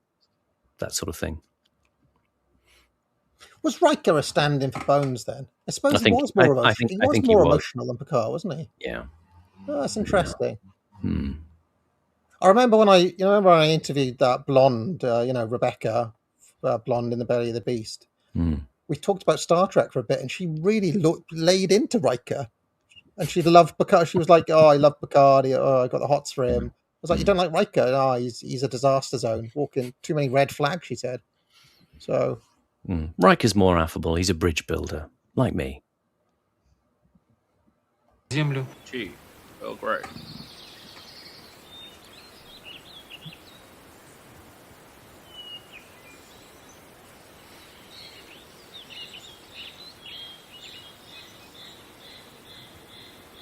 Pause, sorry. You called me nerd. I don't even like Star Trek. I'm not nerdy at all. I just have got a memory. I can remember who all the people are. I'm never really been into it. We watched it as students and used to make up funny voices and turn the sound off and make up alternate storylines. That was it. And the women with Mystery Science Theatre. Yeah, and the women with unfeasibly tight uniforms were just one of the reasons to watch. Mr. Data, what should we do? Well, Captain, I've run through 52 million algorithms, and I suggest we try to contact them, and I can speak Swahili. Mr. Worf, what should we do? Oh, blow them out of the sky! Mr. Riker, what do you think we should do? Fucking hell, Picard. You're going to go around the entire crew asking all their opinions. Oh, I know. I'll go and ask Whoopi Goldberg what she thinks. Fuck's sake. Yeah, half an hour later, Picard comes to a decision. Star Trek was shite, let's be honest. Absolutely shite. Space liberalism. To add to that, I was told by Trekkies that I asked them what's like the best thing I could watch. What's the very best of Star Trek if I was going to watch one thing? And they said probably First Contact, the movie. It's like the 6th movie or something. So I watched that a few months ago, and no, it's just absolute rubbish, awful. It wasn't the worst film I'd ever seen. It was like a 3 out of 10 or something. It wasn't irredeemable, but it was bad, really bad, stupid, boring, cheesy, bad acting, bad script, everything. Crap. At some point, also, Star Trek started doing that thing. And I don't know if Red Dwarf did this to kind of make fun of Star Trek, but after a while, it was like, oh, what should we do in this episode? Oh, I know. We're going to spend the entire episode in the holodeck, and it's going to be the 1940s, and Picard's going to be a detective this week. Oh, right. So they're just in the holodeck for the whole episode, yeah. Oh, right. Isn't there an episode where Abraham Lincoln calls a black woman the M-word? Or am I misremembering? I don't know. I'm sure there is. Like Abraham Lincoln comes out and says, "Oh, what a charming..." And that's just wish casting, Hat. No, I'm sure. No, I'm sure I've seen it. Maybe it was like a fake, like a parody Star Trek, but I'm sure I've seen that somewhere. Also, my question, sorry for when we paused, was Belarusians. Why? Why are Belarusians? Are they like are they just ethnic Russians with a different culture, or is it like Ukrainians where they they kind of invented it, or like what actually is a Belarusian compared to a Russian? Why is Belarus an independent country? I know that Belo means white, but it's not the same as the White Russians of the Civil War time. No. Don't know. Absolute stellar bit of casting by that guy in the chat. Keir Starmer as Data. Yeah. Fantastic. Mr. Data, what should we do? They must follow the full force of the law. Go on. Data was popular though, wasn't he? For some reason, like the fans like Data, I think, because he's just he serves. Yeah. There's no doubts about him. Yeah, charmingly innocent. Simon, you do a few impressions here and there. If you want to roll out your Patrick Stewart, I was going to say your Patrick Stewart. I can't. I got him to do this last night. I got him to do it last night. I can't do it. No. Oh, no. Okay. I won't. It's quite difficult. I won't. Yeah. No. Don't try. Patrick Stewart was good in June, the David Lynch version of June. Patrick Stewart's quite a good. Gurney Halleck, wasn't he? Yeah, Gurney. Yeah. There are 4 lights. Not as good as Simon, obviously. It's quite difficult. Yeah, there are 4, voice. and then all her clothes fall off. No, I can't do it. Oh, I could. Yeah. Leave it. I like his turn as John of Gaunt, Simon, in Richard II. Oh yeah. What is that? The Ben Whishaw one that was on the telly? Yeah. Yeah. I kind of liked that Holocrown, but I didn't like the Henry IV. I liked the Richard II, but I don't like the Henry IV. I wasn't keen on Ben Whishaw. He the problem is he kind of threw away parts of it that you think, oh, you didn't get maximum effect out of that speech or something. And do you like the absolute Max Thesp turn by Derek Jacobi in the old 70s one? Afraid I do. I kind of like it as well. And with a little pin. Bores thorough his castle wall. And farewell, King. Farewell, King. You're doing it as AAA, aren't you? Derek Jacobi is the ultimate of all thefts. Just so ridiculously dramatic. Yeah, exactly. You want to max the part. And there it lies, my face in 1,000 pieces. Oh, really goes. Very good as Lenin as well, Patrick Stewart. I'm surprised he's not played Stalin. Because he looks a bit like Stalin, actually. Patrick Stewart as Lenin in Fall of Eagles, do you mean? Yeah, he was really good at that. It was that was good. Yeah, it was an excellent performance. Hang on a minute, I'm not confused. Hold on. And he's also in I, Claudius as well. Yeah, he's Lenin. I don't know about him playing Stalin. I don't feel he has the features. I think I could see it though. I think Bernard Hill, the one who played Yosser, Gizajob. That's a great bit of casting. A great bit of casting, Simon. Yeah, like he would have been good. He would have been good. He would have been a great Stalin. Yeah. There's not really been a fantasy casting Stalin. What about Ben Kingsley, Sexy Beast to Stalin? Just play Stalin as that character. He was also Lenin though. Ben Kingsley also played Lenin in a movie called The Train. Did he? Yeah, where he's just on the train the whole movie going to Russia. Oh, that like during the First World War. Yeah. It's a movie just about his being sent back into Russia by the Germans. It's quite a cheap film, but it's pretty good. Who would you get for Trotsky? Who would we get for that? Did Someone Robert really Duvall sneaky. play Stalin? Robert Duvall. He might have done. I feel like Robert Duvall would play Stalin. Feels like it. Yeah, Robert I think that's Duvall. right. I feel like he actually did Michael play Caine Stalin. did. Michael Caine played Stalin. That's amazing that he did. Because do you remember? Didn't we talk about this? There's a film called World War II: When Lions Roared. Bob Hoskins is Churchill, John Lithgow is FDR, and Michael Caine is Stalin. It's actually not bad. It's a bit. You know. I call that Robert Duvall did play Stalin. There he was. Look, that's Robert Duvall as Stalin. Heavy makeup duty there, I have to say, for him. Yeah, let's have a look if Michael Caine's Stalin. Can't imagine that. Has Duvall died now? Yeah. Did Duvall die quite? Yeah, he's died recently. Yeah. Oh, that's a shame. He was a good actor, wasn't he? That is ridiculous. Absolutely ridiculous. Does he still have his Cockney accent? You're only supposed to kill the bloody kulaks. It was somebody watched Get Carter and they just thought that guy, that's the one. They were already planning their Stalin. I haven't. I kind of want to watch this. I want to watch it. Because Bob Hoskins looks nothing like Churchill. Bob Hoskins as Churchill. What on earth? I can't believe I've never heard of this. Bloody cigar, 10 Downing Street. Who plays Hitler in it? Is there a Hitler? Hitler appears. I know it's just about the relationship between those three. I'm pretty sure. I have to watch that. Caine looks too. I'm going to review it for next week. I'm going to watch it and review it for next week. Let's do it.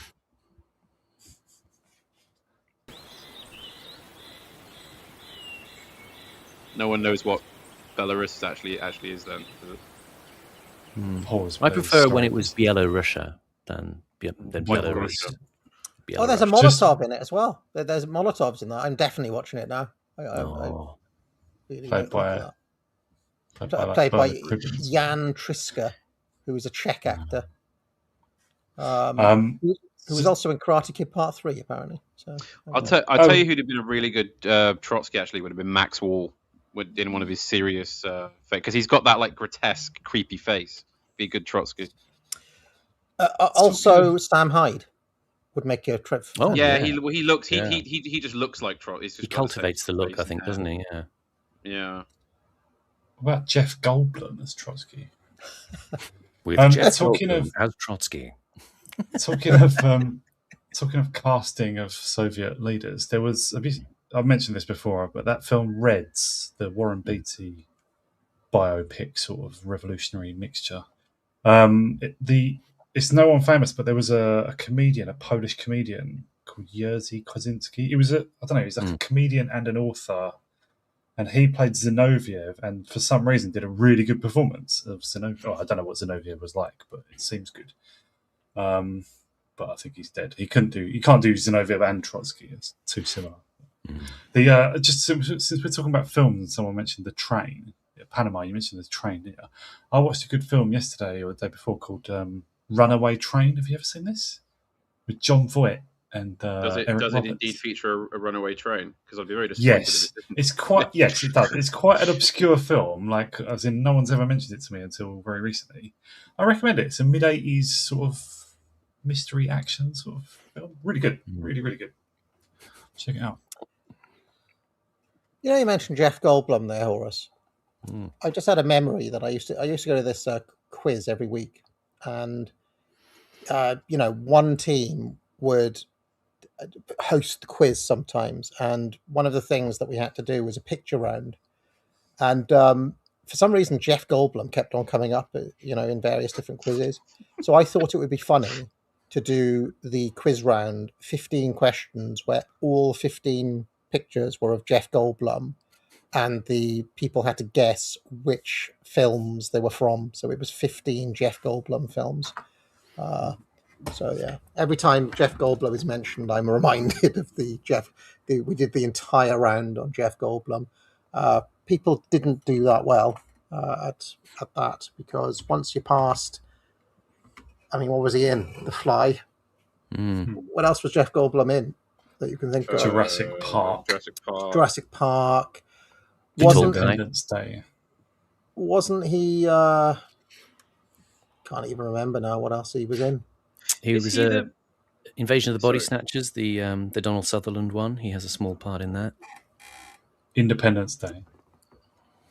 He was in The Life Aquatic with Steve Zissou. Yeah, he's been in quite a few Wes Anderson films. He was in Grand Budapest. Yeah, that's true. Did you know there was a Independence Day sequel called Independence Day Resurgence? I didn't watch it. So is he in that?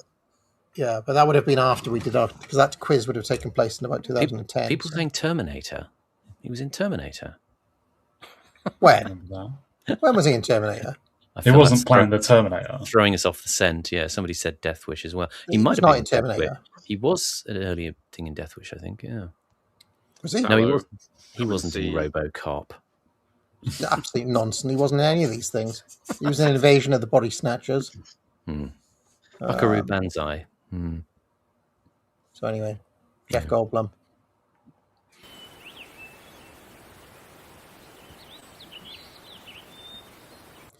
An example of a man who had quite a resume, considering his quite limited talents, I'd suggest. I mean, what was he good at, Jeff Goldblum? Kind of why was he a star? Being Jeff Goldblum.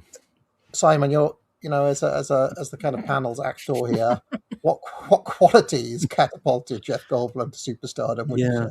I think that's the thing. He is always Jeff Goldblum. So he's a sort of star quality actor. He's not a protean actor whose shape changes.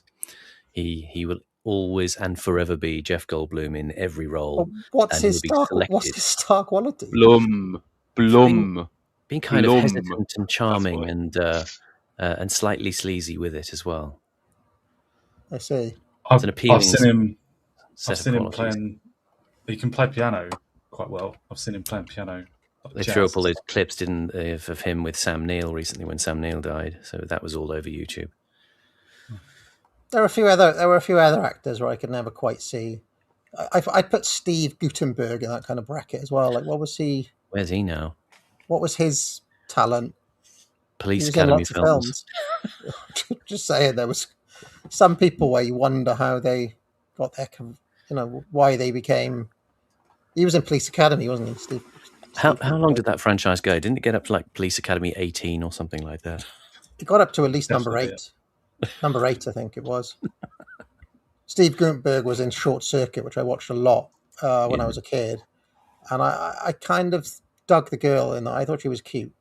Ali Sheedy. Cute. It's one of those actors who didn't make it out of the 80s.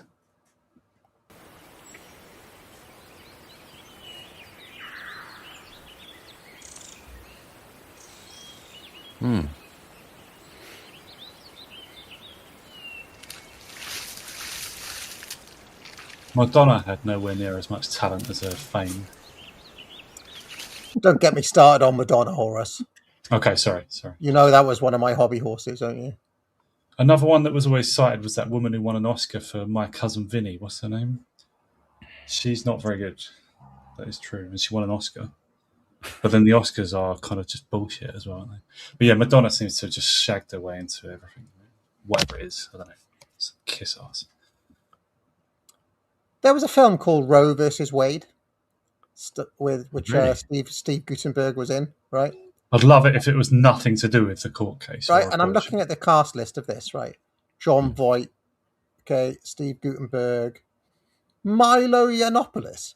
No. Yeah, no, serious. Come. Is this an IMDb error or something?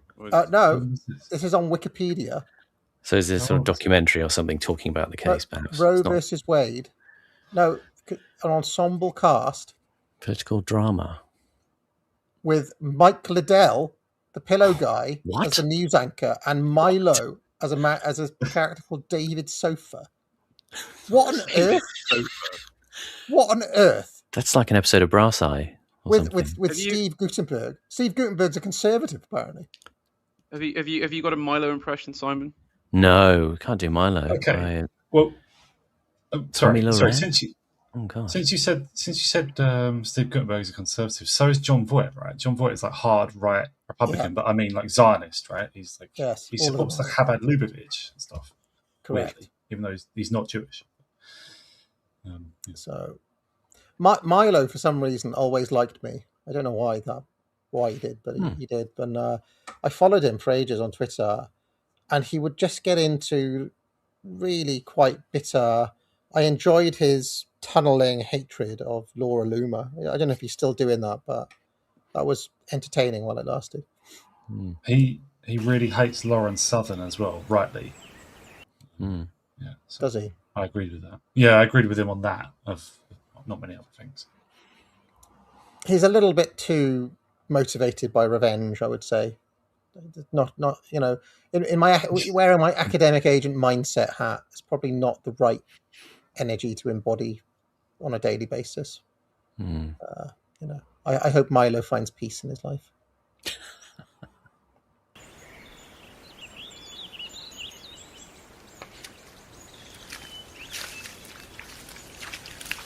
And yeah, Mike Liddell would make a good Stalin, Simon. I think there's potential there. Yeah.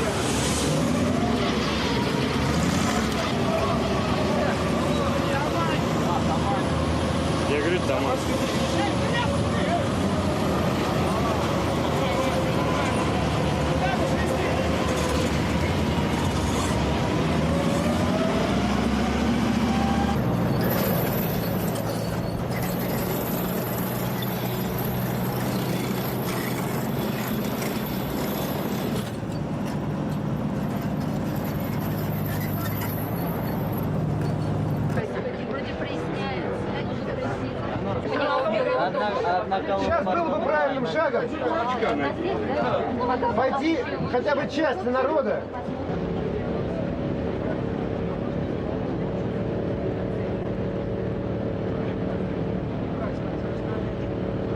Кому хаос выгоден в стране, тот народ против армии. Вот вы выступили, пускай Горбачев вот лично вам скажет: солдаты, выйдите на улицу.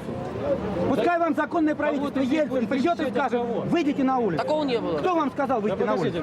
Никто не кто попросил вас? От кого защищать вот здесь? Вот. Меня стрелять или меня от кого? От него защищать? Вот он стоит у вас, я бритый. Ну и что? Опять вы никак не поймете мою мысль. Да поймем Сейчас попытка. What happened to Steve Martin then? Did he die or stop making films? Or because a little bit like Steve Gutenberg, you didn't really see him past the 80s, did you? Or early 90s at least. Steve Martin felt like I've seen him. He did become a famous. He became a famous banjo player. Steve Martin? Player. Yeah, oh, right. He's like world famous at the banjo for some reason. I've seen him in a 90s film or a 2000s film. It's The Spanish Prisoner, very obscure, but it is written by David Mamet. It's a Mamet story. You've seen that? No, I knew it was Mamet though. I've never seen it. Yeah. He's in that. It's quite a good film. It's very low key. He was in a film with Michael Caine. Can you name it? Remember that? Oh, Dirty Rotten Scoundrels, was it? Correct. With pretty good knowledge, Simon. I saw it. Yeah, it's a good film. Very good film. Two con men on the Riviera, and go and enjoy it. It's a feel-good movie. The Spanish Prisoner is also a film about con jobs as well. To be fair, Steve Martin did not actually stop making movies. He just kind of, I think his... stepped back from public life, I think. He did a bunch of bad remakes, I seem to remember, in the 2000s. He was in a bad film with Eddie Murphy called Bowfinger. I remember that now. Yes. He kind of lingered into the 90s, didn't he? But it's a kind of politics film, Bowfinger, wasn't it? Yeah. The problem I've always had with him is that I've never actually found he's unfunny to me as a personality. I don't dislike him. He just can't make me laugh. Steve Martin? Really? Yeah, it just doesn't work. I mean, I think probably my favorite thing of his is Dead Men Don't Wear Plaid, which is quite funny, but it's not really funny because of him. He's arguably the weakest thing about it. So, Panama, you didn't mean to say that your favorite thing of his is Three Amigos, right? And that he was the best of the Three Amigos. Is that right? I've not seen it. Has nobody seen it? It's not very good. He's arguably the least funny of the Three Amigos. It's with what's his name, Martin Short and Chevy Chase. Everyone says Chevy Chase is a dickhead, but he could be quite funny sometimes. What happened to Chevy Chase then? Did he? He fell out of everyone, didn't he? Everyone decided he was a knob. I think he has become a bit of a git. I feel like that generation of kind of comic actors was replaced by, what were they called, the Frat Pack or something? The like Will Farrell and Jonah Hill, Steve Carell, and just that it was like a new generation of comic stars that came. Adam Sandler, Sacha Baron Cohen, arguably. Yeah. They sort of ran out of runway, people like Steve Martin, didn't they? And Chevy Chase. They came out of that peak era of sort of American middle-class comfort and confidence that ran out at the end of the 90s. I always think of Steve Martin in LA Story, which is kind of a film that very much captures my sense of the 90s, as everyone was a bit too comfortable and was sensing a kind of vacuum inside their souls that was coming to crush them. And I think that film captures something like that. Interesting. Do you know Chevy Chase makes an appearance in LA Story, according to this? Oh, right. So, right. Yeah. It's Steve Martin's kind of almost semi-Woody Allen type film, sort of comedy of manners. Richard E. Grant's in it as well. And it's about what a terrible, vacuous place LA is. But he was also in a film called Grand Canyon, about life in LA, which was a bit darker, and it came out, I think, literally a week or two before the LA riots and the whole place, and it contained a lot of the tension in LA, the racial tension in Grand Canyon, before the actual thing happened, which was really eerie. What was that, Simon, that shows that? Say again, what was Grand Canyon. Grand Canyon. It was a sort of drama set in LA. I remember Steve Martin because there's a scene where he gets shot in the leg and you see him from the camera above, on the ground, writhing in agony, and he's pissed his pants. And it was about the sort of the sense of smouldering, contention between people in LA. It's a completely different vision from LA Story. Everybody's starting to get on each other's wick. And there was a later film, Crash, not the Ballard Story film, but another one, that was about simmering tensions in Los Angeles as well. Not the David Cronenberg one. No. Crash was it was a later kind of Oscar bait film. I can't remember who the actor was. It someone like Sandra Bullock and Matt Dillon was in it. Matt Dillon. It was Matt Dillon. Yeah, because I thought he'd kind of dropped out of everything, but yeah, it was him. He played a cop or something, didn't he? And it was. It fated, and I think it got Oscars. So there's a few sort of LA-related films over the period, but they get darker, I think, from Grand Canyon, which was about 94. That Crash was a Paul Haggis film, maybe, or something. Yeah. And it was a little bit preachy. It wasn't it was fairly good acting. I think Halle Berry was in it as well, and loads of famous people were in that. And it won Oscars, and it seemed exactly like that, what you said, designed for the Oscars. Yeah. What am I saying? No, it was 91 when the LA riots actually happened. So as I say, not 94. For some reason, I thought it was later in my mind. 92. No, it was 91, and it was just. I remember because it was just like a week or two before LA, like $1 billion of LA real estate went up in flames. Did you know that Chevy Chase had a fist fight with Bill Murray? Apparently, before performing the third season episode of Saturday Night Live in 1978, Chevy Chase got into a fist fight with Bill Murray in John Belushi's dressing room. It occurred when Chase returned to host the show after his exit as a full-time cast member. Bill Murray had reportedly made derogatory comments about Chase's troubled marriage to Jacqueline Carlin, leading Chase to criticize Murray's physical appearance. The fight was reportedly witnessed by Billy Joel and various cast members. In a talk show appearance in 2021, Lorraine Newman said of the altercation, "It was very sad and painful and awful." She added, "I think they both knew the one thing they could say to one another that would hurt the most, and that's what I think incited it." Chase and Murray later reconcile with the help of Harold Ramis, and then they starred together in Caddyshack in 1980. So there we go. A bit of a Chevy Chase deep lore there. So that's a nice ending. I'm glad they made up. That's right. But apparently Bill Murray has fallen out with lots of people, like Dan Aykroyd.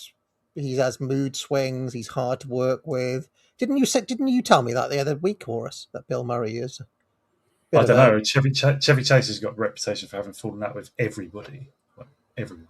Everyone. Right. So what happens when Bill Murray and Chevy Chase are in a room? They're going to have a fight. Okay. Just for chap in the chat, there were 2 films called Crash. One was 1996. That was the Cronenberg film about people who get turned on by car crashes, and the 2004 one was directed by Paul Haggis, which was the same title, but it was a different film altogether, and it was about. It was a very right-on kind of Oscar baiting movie, wasn't it? Totally. I remember watching it at the time, like you said, but preachy. Very the preachy. Racist cop who overcomes his racism, and we all get along in the end. Nobody gets on in America, but we have to get over it for the common good, basically. The Cronenberg one is based on Ballard, right? Yeah, that's right. Ballard book. Yeah, and it's James Spader and someone, I think, and Deborah Kara Unger. Yeah, she was the woman who was in The Game, the Michael Douglas film. For some reason, the postmodern left absolutely loved that movie. I've been doing this week Leotard and Frederick Jameson and Baudrillard and Guy Debord. They all, for some reason, there was tons of like really kind of beard stroking French essays about that 96 crash. I seem to recall. You can't just watch a crash and start bonking, right? It's like you've got to cause a crash or be in a crash or something. Is that right? Be wounded, and then there's lots of ideas about people having naughty man-lady interactions through wounds, things like that. Oh God! Oh, I didn't realize. Oh, okay. I thought it's just purely psychological. They're actually like into wounds. They also loved that other Cronenberg movie about like having sex with radiators and things like that. What was that movie? That was Cronenberg. I'm trying to remember now. They loved Cronenberg. Cronenberg was like a beloved French postmodern director. Sort of machine body horror kind of stuff is a sort of big thing. What was that film? They liked Videodrome. There was tons of essays about Videodrome, and to a slightly lesser extent about Shivers as well, and Crash. I seem to remember when Videodrome was first on TV. It was like introduced maybe by someone of like Commode's type or even like a Real Self or something. I don't know. Like they introduced it with a 5 minutes. It's probably like Mark Cousins, the Irish guy, the very quietly spoken one like that. I seem to remember it was on Channel 4 with a little, an essay first. Yeah. Videodrome is Cronenberg's masterpiece. It'd be kind of like he introduced it like that. Absolutely spot on. I always remember. I told you this before, Simon. He introduced Scarface. Yeah. And I always remember because that was my copy of Scarface because I taped it off TV. So I'd seen that Mark Cousins introduction of Scarface over and over again. And he goes on about De Palma's mise en scène. Look at how small the camera makes him. You know, Montana's made to look like a small man in the frame of De Palma and all this sort of stuff. It was he had a very precise and intense delivery, didn't he? He would have a little thesis that he would speak very quietly and deliberately into the camera about what the movie was and how remarkable it was. And I actually quite liked him. I thought he was good fun. I feel like it was him, Mark Commode, and was it Kim Newman? They'd kind of give Kim Newman more kind of weird horror stuff, or like people mentioning Alex Cox. I don't know if in the chat, Alex Cox's Moviedrome, I think was a thing. But Mark, there was a Kim Newman's a kind of long-haired, mustachio, gingery kind of guy. Mostly specialises in horror. They'd give him like the weirder horror, like the B-movie horrors. Yeah. Commode would take the video nasties, and Cousins would have the artier films. Usually, I think so. Alex Cox's Moviedrome. I dim recollection. Переворота в стране. Вот это попытка, да. Она не конституционно, незаконна. Она народу не нужна. Да, не нужна. Поэтому мы здесь в случае с чего. Ну а чего вы здесь? Вы помогаете это переворот, если вас не охраняете. Вы пришли за штаны. Вы пойдите, ребят, освободите сейчас Останкина, освободите. At some point, Simon, the League of Gentlemen actors seem to have taken over all those roles and are almost always the talking heads on anything horror related is the League of Gentlemen now. Especially Pemberton, and they own it now. Yeah, I don't know why that is, but they define your takes on cultural history now. They are your captains. Все приехали, понимаешь, если мы приехали за вот такой хреновой целью, все вооружены до зубов. Kind of reminds me, do you remember a fella called Andrew Collins, Simon? Yes, why do I remember it though? What was he? So Andrew Collins was, for a long time, the sub for Mark Commode. Remember, it was Simon Mayo and Mark Commode. But if Mark Commode went on holiday, Andrew Collins would take over. I've got a vision of a dark-haired fellow. Yeah. I was kind of a fan of Barry Norman growing up. Oh, yeah. Okay? But do you remember the little blurb, the little reviews in the Radio Times were often written by Barry Norman? Okay. But when Barry Norman couldn't make it because he was too busy making pickled onions or whatever, they brought in Andrew. So Andrew Collins was also the sub for Barry Norman in the Radio Times, and then later he got into a kind of podcasting partnership with Richard Herring. So it was Collins and Herring, right? And I became like slightly fascinated with this oddly failed figure, Andrew Collins, where it's just like his whole career is being like a sub or to not quite that well known, but he kind of is in and around. And it was a weird thing because obviously Herring was sort of a number two as well, and they were quite an entertaining show. And then I think they fell out. I think Andrew Collins and Richard Herring fell out, but it was a very good show when it lasted that. It's British TV is littered with these failed careers, ones that didn't quite take off. I wonder what Andrew Collins is doing now.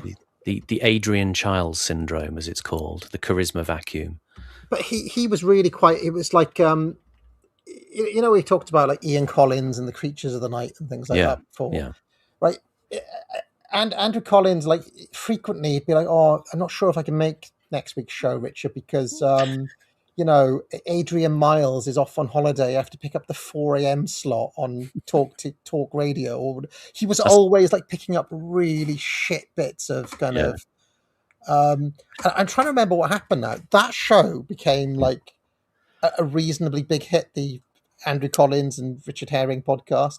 That wouldn't cut it with Herring. He'd expect loyalty. And what happened is that Radio 6 Music gave them an official slot, gave Collins and Herring the slot, and Herring couldn't behave while he was on air. You wouldn't hack it, yeah. So the BBC ended up saying, "Look, we like you, Andrew. You can have the show, but Herring's not allowed on anymore." And that's that why led he's so to. angry. I'm pretty sure that's what led to them being falling out. But what a kind of minion Andrew Collins.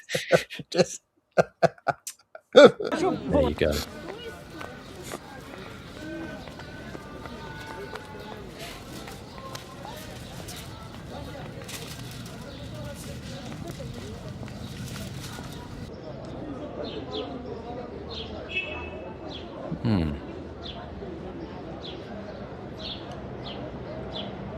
Looking at Andrew Collins' career, he was the script consultant for The Inbetweeners 2.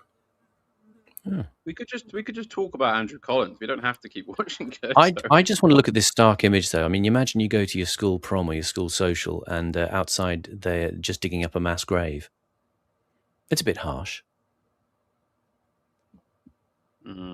I also think it was not a very good look for those soldiers involved in the coup to be just talking to crowds. That's not, and it's not very it doesn't project strength, does it? In a way that coup you'd think would need to. I mean, military PR seems a contradiction, doesn't it? This is it. I mean, why were they just standing there? Though it is also interesting to see an actual coup in motion, because very often you don't get to see the mechanism, you just get the aftermath, whether it failed or succeeded. But it's actually interesting was to see soldiers and tanks and things moving into population centers and trying to take over a government. I've always wondered kind of how it's actually done, because a lot of written sources don't ever say, they just said, and then a coup was attempted. In that instance, I think one of the reasons why it's quite disorderly and there's just one of the soldiers just standing around talking to people, taking criticism and stuff, is because it was like quite haphazard. Because obviously, like, he had been told that he was there to respond to a coup, right, by Gorbachev or people around Gorbachev or whatever, right? Yakovlev or whatever it was, and it's like certain of the. Well, I'm sure it must have been top guys in the military, but they just they staged their coup by telling people under them, "Come along with us. You're preventing the coup from the top." And I just remember there's some similar scenes in the Warsaw Pact invasion of Czechoslovakia in 1968.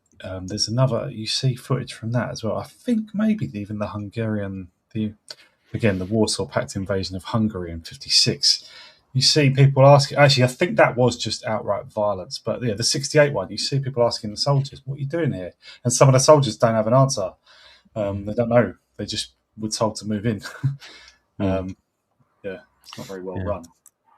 People noticing I'm much less keen on ringing the bell when I haven't done my homework. Why, well, Simon? It's right. Yeah, it's difficult with Trauma Zone, especially because you kind of do need to inform the images, but without having done it. Would you like to know what Andrew Collins has been up to in the past 10 years? Let's talk about Andrew Collins.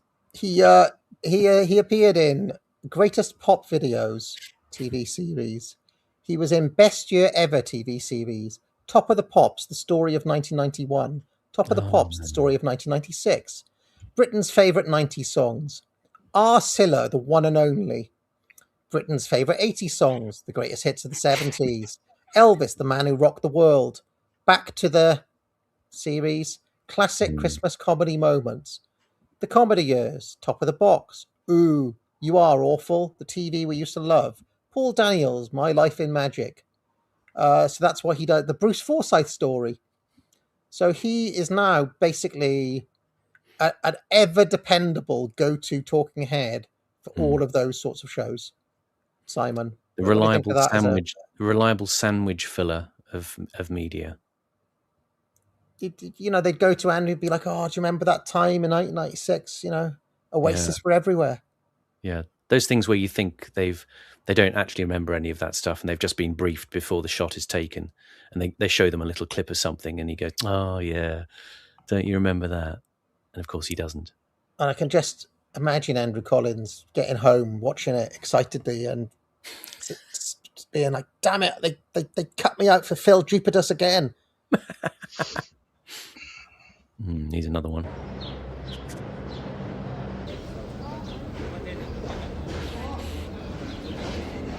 Bloody hell.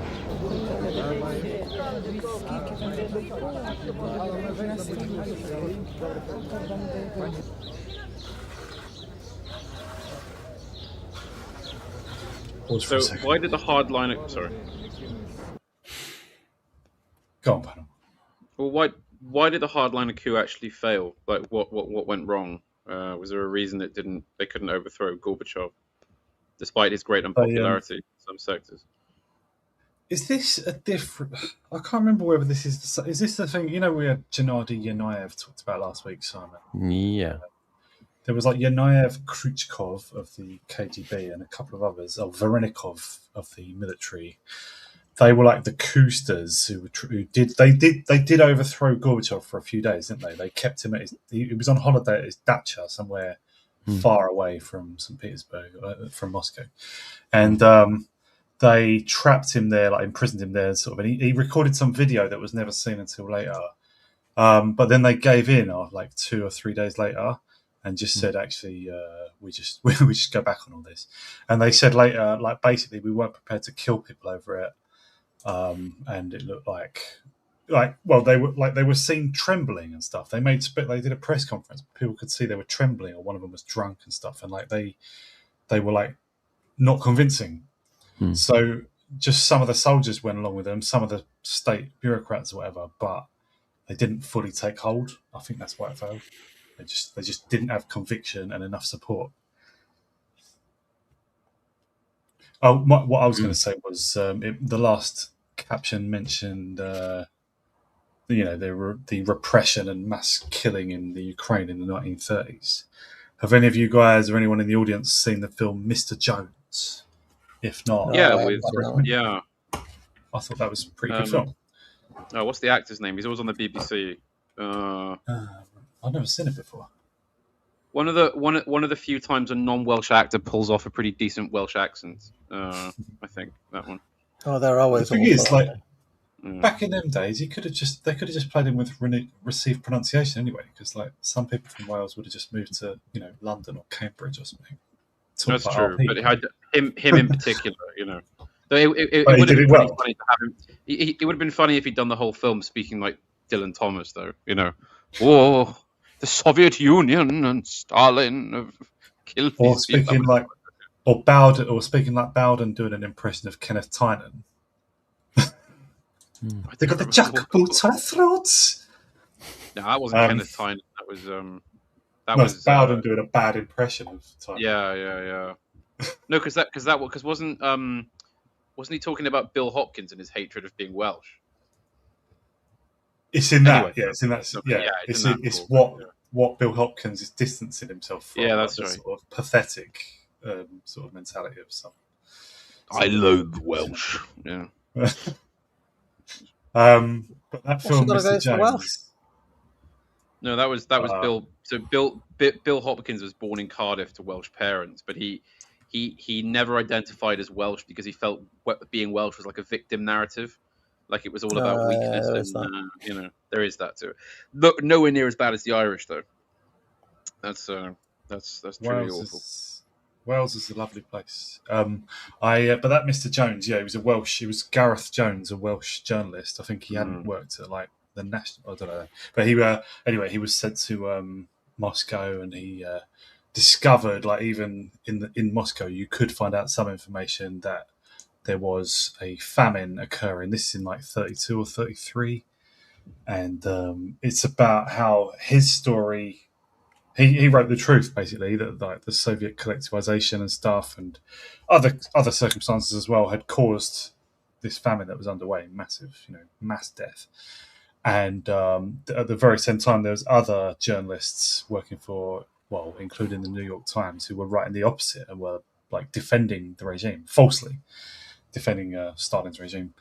And this film about this sort of battle for the truth against the lie. I think it was financed by the government of Ukraine or Poland or something. So it is like, it is like meant to be biased against the Soviets, but I think fairly. I think it just tells the story fairly truthfully, I think. And it's a good movie. Quite a low budget as well. Yeah, really good.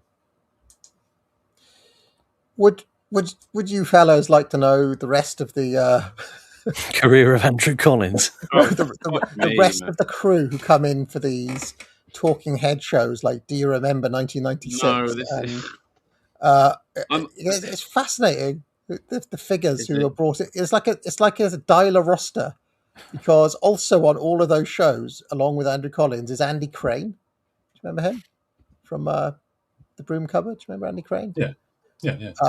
Terry Christian, better known as being an absolute wazzock on Twitter most days of the week.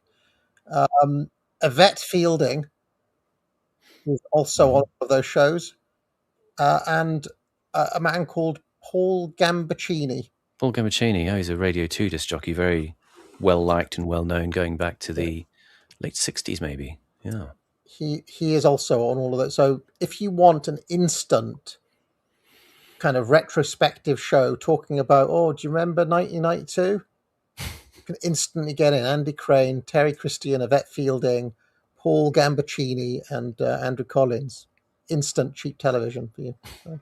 Andy Crane was a small sort of window pane of my childhood, I suppose you could say. Like, he was on the broom cupboard with, what was it, Ed the Duck, or was that Andy Peters? I once tried to book him for the student union in like 2000. To do what? To just come and be a raconteur. I don't know, like come and DJ. I don't know. Like I was like, oh, let's get Andy Crane in, and he had this like really shit yellow website, like a kind of MySpace type website.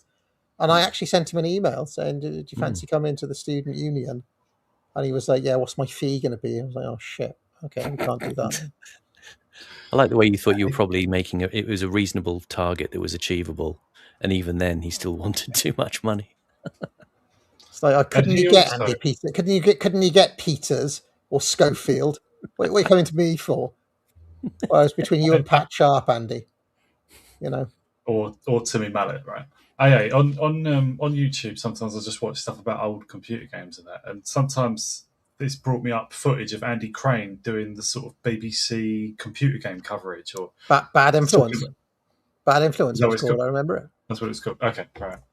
I never saw that at the time, but and they did this thing where you could take Bad Influence from the TV, and they had all these things like. Do you remember they used to show like images really, really fast, and the only way to see them was to tape it and pause it afterwards, and they'd have like loads of tips for various different games, codes and cheats and all those sorts of things. And I actually I used to take Bad Influence for that section because it would be like, you didn't have internet back then, so unless you're going to buy a magazine, that was the only way to get tips. For people listening who are pretty young and never knew the world before the internet, there was still ways of doing some of what the internet did, including that, which was like sort of like a quick reel of info that you could pause and slow scroll on a video player. There was also teletext and CFAX. CFAX, I was a big fan of that. Bamboozle, remember that, Horace? Bamboozle, that game. Yeah. I followed that. And I used to. Read football news on there. Well, it was like a kind of quiz thing. It was like a quiz thing. Yeah. Yeah, I used to play that sometimes. And like teletext and CFAX brought a few elements of the internet before the internet. It was kind of cool. Felt high tech at the time. It was fun. I used to get my football news, transfer news on there, and lots of other things. It was good. I was a big fan of CFAX. I found out that like Inter or whoever had broken the world transfer record by signing Hernan Crespo on CFAX. So. It was tech and information without feeling like you had to be connected to other people. Do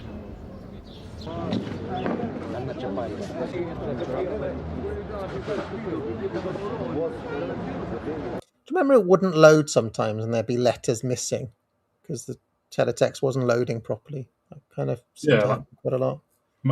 They were probably between pages. They were updating the page, but the new one hadn't loaded or something. Sometimes it just came up all mangled. If your TV signal was mixed, you'd only get get like a mangled version of CFAX. Yeah. I like the way it had, I'm very nostalgic about the lo-fi graphics quality of things like that. The little tiny emblematic diagrams or graphics of something that was the most they could do with a few pixels. I'd be very surprised if Bamboozle doesn't have a fan site on TV. That's how it looks.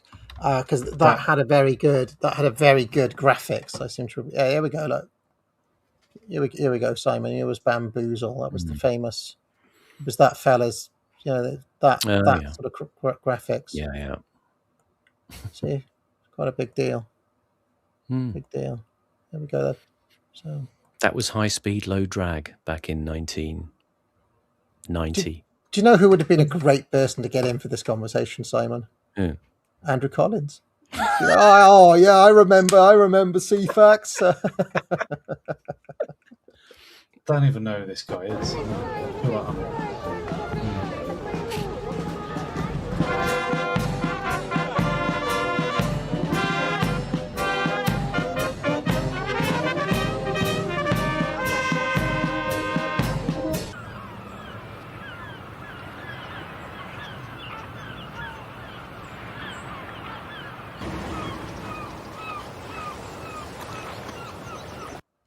Just in case anybody's interested, he looked like this. If you ever see Andrew Collins, he looks like this. Look, there he is. Never quite made it, but bit too nice. Bit too nice for his own good. Just not the right. Yeah, just one of those people who thinks, oh, I put my hours in, maybe I'll get the break. I've done all the right stuff, but just not quite ego-driven enough to make it in that world, I would suggest. Literally me.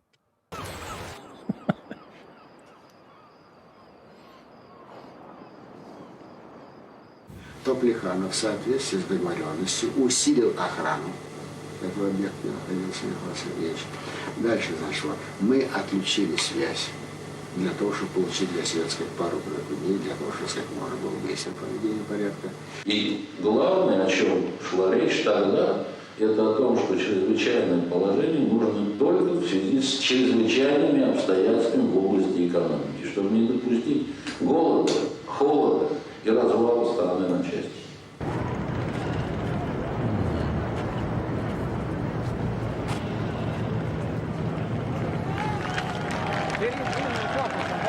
Уже взял.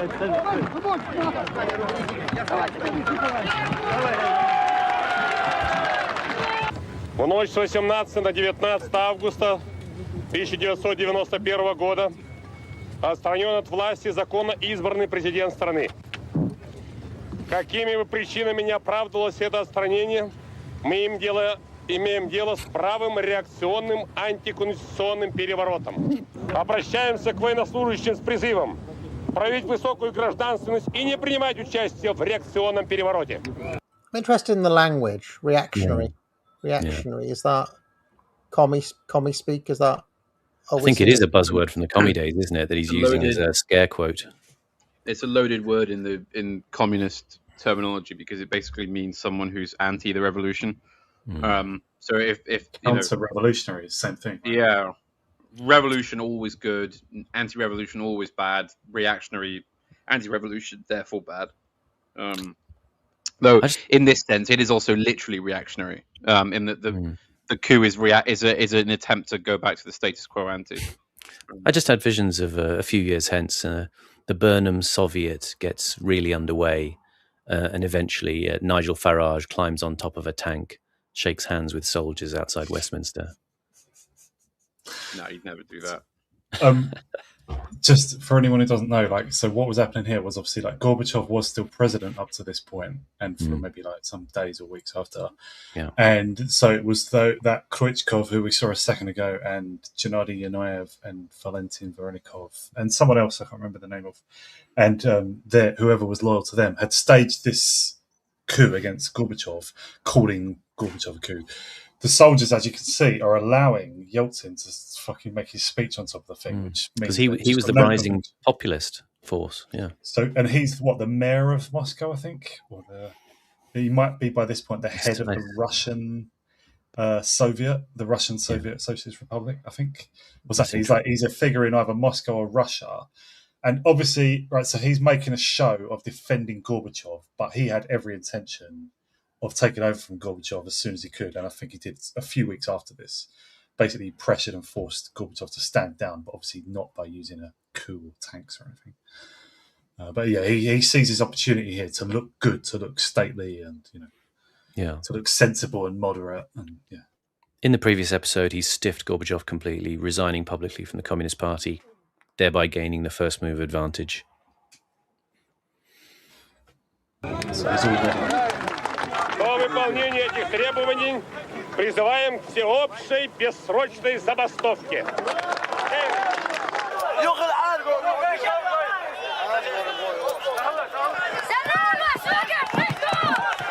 Pause, please. When did Gorbachev start drinking? Yeltsin. So when did Yeltsin start drinking? Because that's what I mainly knew him for as a pop culture figure before really reading about Russian history. Soon after he was born. But he seems like a different character here than what you see when he's at parades and memorials and at event, literally falling over and barely able to stand up because he's so pissed. That's a later development. Okay. When he milked Margaret Thatcher, was he pissed then? When he what?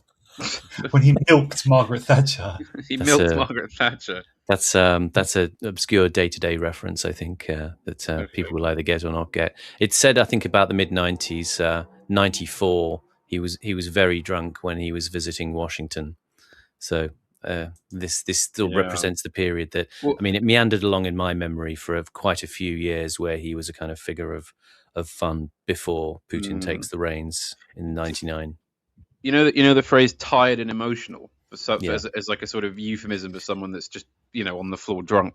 Apparently, that comes from Yeltsin's visit to Dublin in the 90s, where he was so drunk that they told the pilots not to land the plane, and they circled over Shannon Airport for so many hours, obviously with everyone realizing what had happened, that in Ireland, circling over Shannon is still occasionally used as a euphemism for someone who's too drunk to do something. And also, I think that was where the Russian press said, I think, that tired and emotional.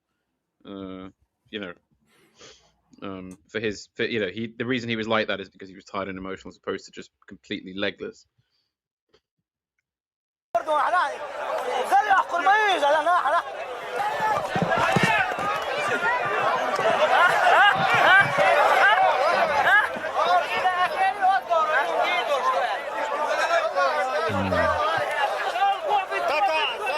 They love a trilby hat, don't they, in the East? Very big in Romania as well. Horse. I don't know, why did that horse just run? Why did that rider just ride into the crowd? Horses are like that. You just lost control.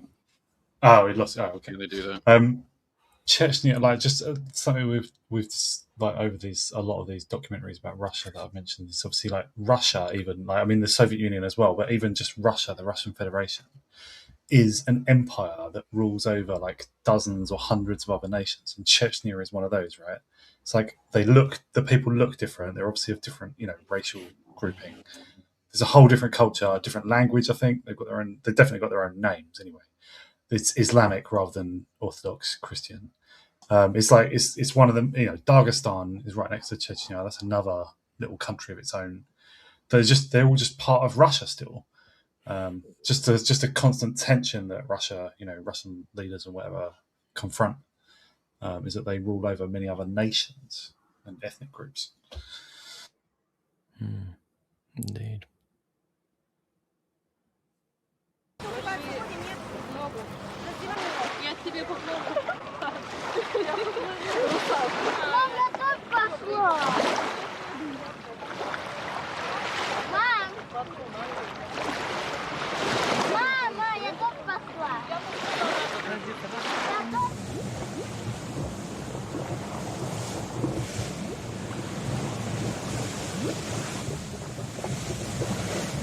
Just seen something that made me sad, Simon.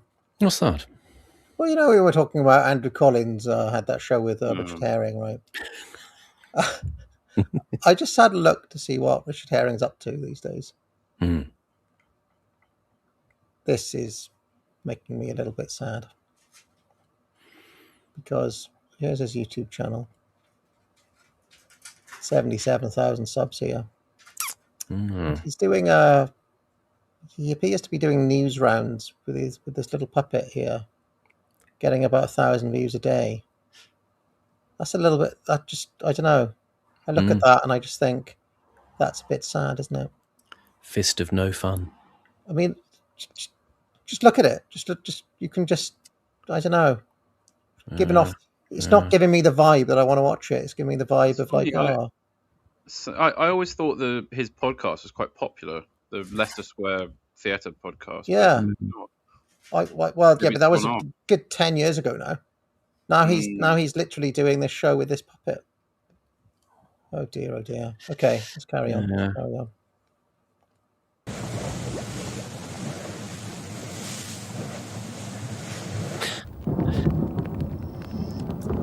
Yeah, as people are saying in the chat, that is probably some sort of chemical runoff that is toxifying the beach.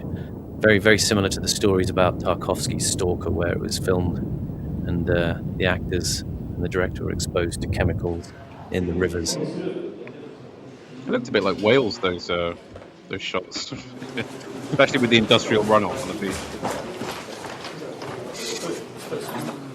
Извините.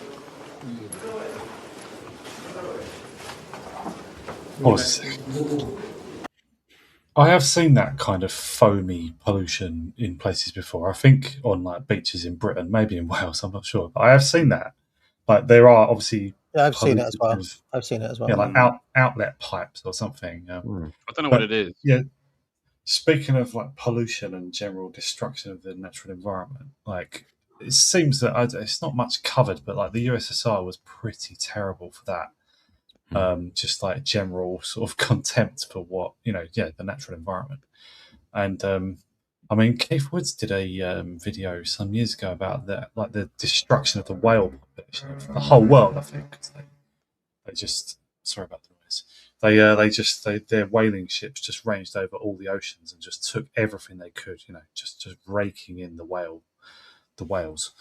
And that was one example of their, there's destruction, But another was like the Aral Sea, I think, which has almost disappeared. That was like a huge inland sea, like smaller than, but comparable to the Caspian Sea. And Russian use or Soviet use of it for the water, I guess, and other stuff just destroyed the sea. Like the water is gone. Almost all of it's gone. And that's another example. But yeah, just pollution as well, just industrial byproducts that probably, I'm guessing this results from people being given production quotas that are hard to meet anyway, and not being given targets for like reducing pollution, and maybe corruption and stuff, payoffs and whatever, or just not being able to afford to dispose of things properly and just not given the budget to dispose, stuff like that. All over the whole vast territory. Yeah. And the infrastructure is breaking down at this point anyway, and as we know, there's massive hyperinflation. I think it's just raw sewage. I think that foamy stuff is just raw sewage. Why is it white then? What do they put in it? Because it foams in the right. Okay. in those massive pipes. Or the foam escapes, or the foam rises up and escapes through certain vents that the rest of the brown crud escapes through some other pipe or something. Okay. Maybe. Not unlike British beaches. What I was going to say, like the communists could hit back against what I said, because in the West, apparently, according to Murray Rothbard and some other people have said this, like the reason we have fluoride put into drinking water is because aluminium production firms had fluoride as a waste product that they, rather than pay to dispose of, they could sell to water companies as a way to strengthen our teeth, i.e. get the public to buy their waste products off them. And that's why we have fluoride in the water, so that like Alcoa or whoever could benefit. I don't know if that's true, but Rothbard was credible on most things. Yeah.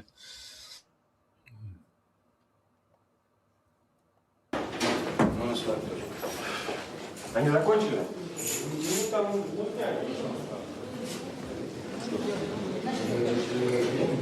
Ну не союз.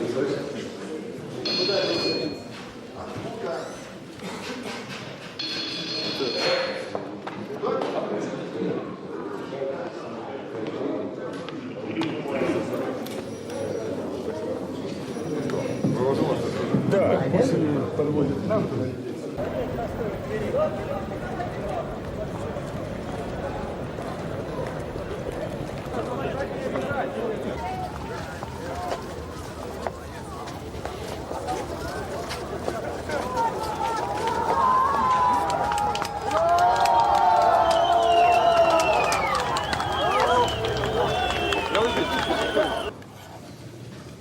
Уважаемые товарищи, дамы и господа, начинаем пресс-конференцию исполняющего обязанности президента СССР Геннадия Ивановича Янаева. Должен прямо сказать, что мы получили поддержку и от автономий, и от абсолютного большинства руководителей республик нашему намерению навести в стране порядок, спасти страну. Как только Янаев провел эту пресс-конференцию с трясущимися руками. I've been talking recently about the pseudo reality, the kind of fake world that is the self-referential world that is created by television. Is this going to be about Andrew Collins? I can't help but wonder if that's basically just died a death, and that the reason that Richard Herring's page looks as sad as it did there, and that people aren't really watching that podcast he's got anymore, is because people just don't watch TV anymore. People just don't care. And so the audience for it has died off, and that all these people who used to be on the telly are just basically just normal people now. Almost like kind of the distinction has drifted on, like, because even the slightly bigger stars, I noticed he had a Waddy on, who we talked about last week. He only got like 15,000. He had Count Binface on, like he's been in the news recently. Not that many views. And I just wonder if the natural audience for these things has kind of drifted off, that there is no basic interest because everybody's just kind of unplugged. I wonder about that. Do any of you guys watch normal TV anymore, or have any kind of in or connection? Or so in this sort of world, somebody like Adam Buxton, say, who would have been a reasonably decent star like 10 years ago, it's just a bloke. It's just normal. Like it's kind of killed off the level of star of that kind of level of, like, you know, just kind of going to work. I don't know. There's something. There is something about it. I think there is something people are sickened by their experience of life being hyper-mediatized, and I think a lot of people are unplugging. I mean, probably a few people here might notice Twitter, constant hemorrhaging of followers. Not that it's desperately important or anything, but I notice the fact that it's unusual that it's every day it's going down. For a time it was going up, and I've heard a few people report that. And engagement is up. In my imagination, is because they're following me offline. I think there's a lot of that's probably quite true as well. And I could just be quite boring, which is fine. But I think people are disengaging. I think they're tired. They are tired. I hate to echo Douglas Murray and his Europe and its existential tiredness, but I think it is.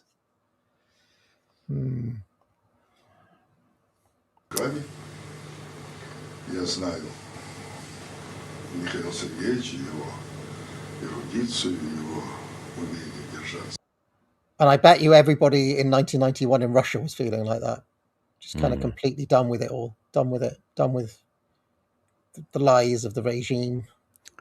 I've used the analogy a few times, the one that you've used a few times as well, about we are at the stage and downfall of Dancing on the Tables while the shells are coming down. There's nothing left to do.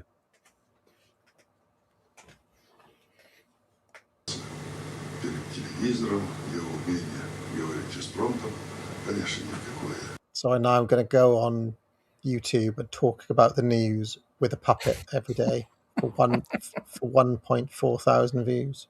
Should we have a watch? Maybe it's really good. Maybe it's really sharp. You know, puppet work. I just. All right, we'll have a cursory glance before we sign off here. I mean, I said even Stuart Lee is looking depressed lately. And he started writing for Carol Cadwallader's online publication, The Nerve. So what? Yeah. I mean, he's doing a tour at the minute as well, so that's probably pretty knackering. But he does look wrung out in the last interview I saw with him. He didn't seem his old combative self. Would you recommend I check out Carol Cadwallader's thing, whatever the fuck? Oh my god! I neither recommend nor unrecommend. You can unrecommend. It's Carol Cadwallader. Yeah. It's fine. So it depends on how you feel. We talked about who's listening to whatever media. I mean, I listen to LBC and Talk TV occasionally in a slightly. But I noticed yesterday that even like Hartley Brewer's views were like 2,000 people. Yeah. You know, more people are watching you and Hat than Hartley Brewer. Simon. Yeah, there you go. Simon. That's how bad things have got for her. Do you mean on YouTube? Yeah. But most people will not think to watch her on YouTube, right? They'll watch her on Talk TV or whatever. Oh, was that on Talk TV? Who watches Talk TV, for God's sake? Yeah. Well, yeah, I mean, somehow people do. I mean, Murdoch is making money out of that, isn't he, I think? I'm just looking now, like some of these people, you'd think, Stephen Merchant's gone on Herring, 5,000 views. Just nobody gives a shit. But sometimes you see things on YouTube, but their main audience is on iTunes. They're getting 100,000 on iTunes. Yeah, maybe. I don't know if that's the case with Richard Herring. There's partly a false promise as well, because they claim or try to pretend they are interacting with you, the listener. They're listening to you. You're setting the agenda. You're telling them what to think about. But frequently, they're the sorts of channels that on things like YouTube won't have a comment section or a chat. Or if they do, they'll studiously ignore it, so it won't make any relevant impact on what the presenter is saying. So it kind of neatly illustrates the idea of democratic connection to what is being broadcast. And also a lot of these media organizations that will get Stephen Merchant in to do a podcast or something, it's not like us where we start something and then we look at we try and grow it from nothing up to the views. It's all just funded internally. It's media people giving each other jobs and airtime. So it's not they don't really care if anyone watches it. It's just so that they've got it's something else to put on the docket. I think.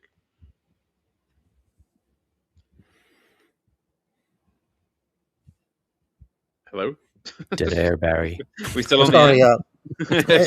I was also wondering though. Right, recently, we said Rod Liddle died. Franco Baresi died, Horace, as did Lindsey Graham. Right, all men in their 60s, no longer with us. And I'm just wondering, like, maybe just the audience is dead, just dying, like literally, actually, physically dying. All of these are going to be like your Fox News viewers or your BBC watchers or whatever, and they're just kind of dying off in real time. Finally, the day of the pillow is actually occurring, and now it's happening. There is no audience for any of these things anymore. And going back to our early talk about where people are entering the mainstream media dialogue with Restore in interviews, maybe this is, like I said, this is their hour of decision. Do they go for the glittering prizes, or do they remain obstinate dissidents? Do you want to have a little look at Richard Herring before we sign off here? I'm curious. I want to see what he does with the puppet. Didn't he say he had cancer the other day? Yeah, he has got some sort of benign thing, some benign condition, I think. BC2 now, it's Rod, Jane and Freddie, a new reality show in which men are invited to queue up to Rod, Jane and Freddie for... more people will watch this than watch this. Like, more people will watch this stream than watch this. I just find it strange, but anyway. From off of Rainbow. They get 30 seconds each to Rod, Jane and Freddie, and then the next man comes in and rods Jane and Freddie. It's important that they rod both Jane and Freddie in that time, or they are disqualified. It's more distasteful, as Freddie has been dead for 5 years. He did once save Bilodie from drowning, though. That's true. Successful contestants then go on to Rod, Bungle, George and Zippy, with the I feel like saying... What's he doing?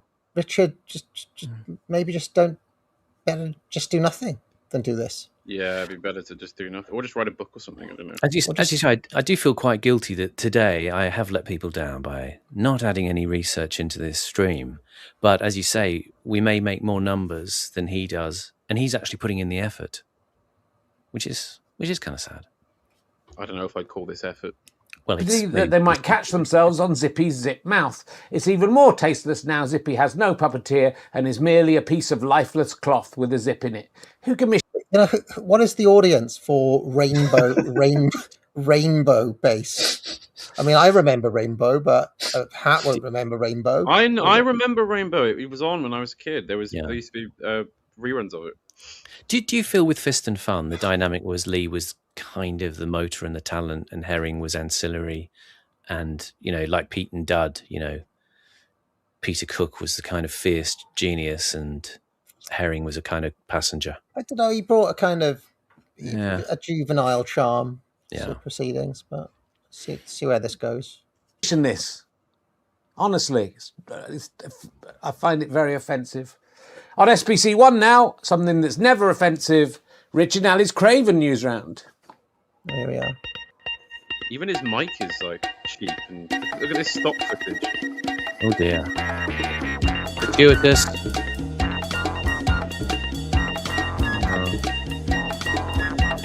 Imagine this could be brilliant. This could be absolutely brilliant. We could have unearthed something. Do you remember Britishers show, like the Britishers like weekly news roundup? That's what That's it still reminds me going, of. Pat. That's still going. It came up on my That's TV. still going. Do you Yeah, think? still Do you, on. do you think British is getting higher views than Richard Herring? Let's have a look, shall we? Let's do some research. Let's have a look. Oh, it's crushing.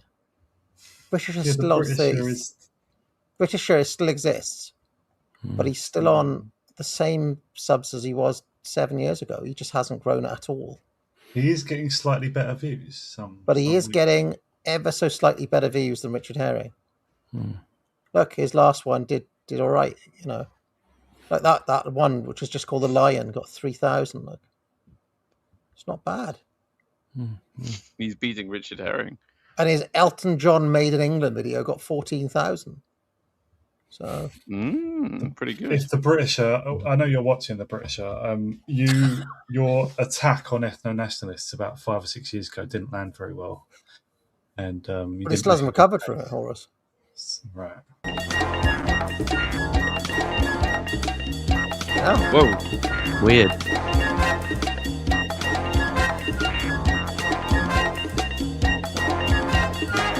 This sequence is too long as well. It's too long. Yeah, it just goes on. Too long. It's just for stock YouTube. footage. Oh dear. So that's nice. Yeah, that's very good. Hold it, Rich. I think it started. Oh yeah, hello. Hello, welcome to Rich and I's Craven News. I don't think I'm actually this pink. You look very pink, Rich. Well, on the screen, how do I look in real life? You look very pink in real life. It's hard to say because I did get, once I was on the chemotherapy stuff. Simon, you have to promise me that if I start Yeah. doing this, We'll send me an quietly. email saying just Quietly. maybe time to stop, do something else. You had a lot. You'd have a long way to fall, AA. Yeah. We'll give you medical assistance if needed. It's just tragic. I feel like I want to intervene. It's What like- is this? It's like seeing Don Estelle singing in a shopping mall. It's like what's the? It's like the final scene of like Raging Bull or something. The kind of But pathetic nightclub act. What's bad about this is that he's been doing this for ages. If you scroll back and it's just like years now of him doing this. Is he earning money doing this? do you I think? don't know, but it's just like, come on, Richard. You must there must be something better to do than this. He's getting like 1,000 to 2,000 views on YouTube, yeah, but on Twitch he's massive. He's getting like big money drops from Saudi princes and stuff. Like, Is he? Really? No. Oh, No. no. I'm just trying to imagine some scenario in which case it makes sense to dedicate his time to doing this. And, I did. It did give me a terrible rash, but I'm looking at my arm doesn't look pink, but my face. Maybe my face is pink. You got sun. You got caught the sun. Well, I've been playing tennis this morning, so it might be that. I might actually be this pink. I can't work out if this is another rash developing. There's skin peeling off. Yeah, you know, like the other night he was interviewing a Waddy Waddy or like Andy Parsons or any of these sorts of characters or, you know, Bob Mortimer, right?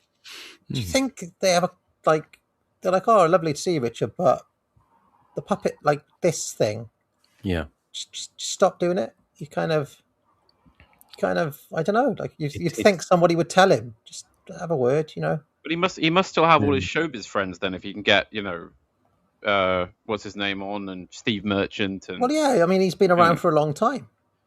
yeah. I So maybe think they're doing it as a maybe people this is favour. purely for him.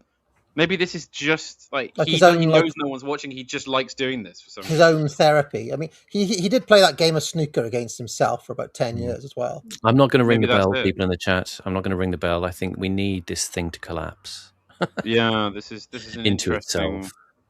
This My is hands- the lower depths. I think look at that. There's something wrong with this camera. The lights aren't working properly. Terry, the producer, has really let himself go. He didn't even put up the show yesterday in time. Well, it was a late one. It was. There's a There was producer. good new character, that scary child. It was. And Yeah. Anyway, I'm Richard Herring. Did you forget what you were doing for a sec there? No, I just thought I would go into something, then I realised we hadn't introduced each other. We've only got 5 minutes, remember, so please keep it. I'm Richard Herring. Hello, I'm Maddie Slother. The thing about me is I am cheeky, and also I am linking at it. I'm a little drunk. Sit on it, Dardra. Welcome home, dearie. Welcome home, dearie. I got a little query. Where were you at till last night?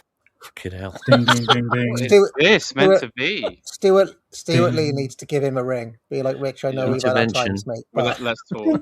Come on. I don't even know Richard Herring, and I feel like I want to just get in there and stop this.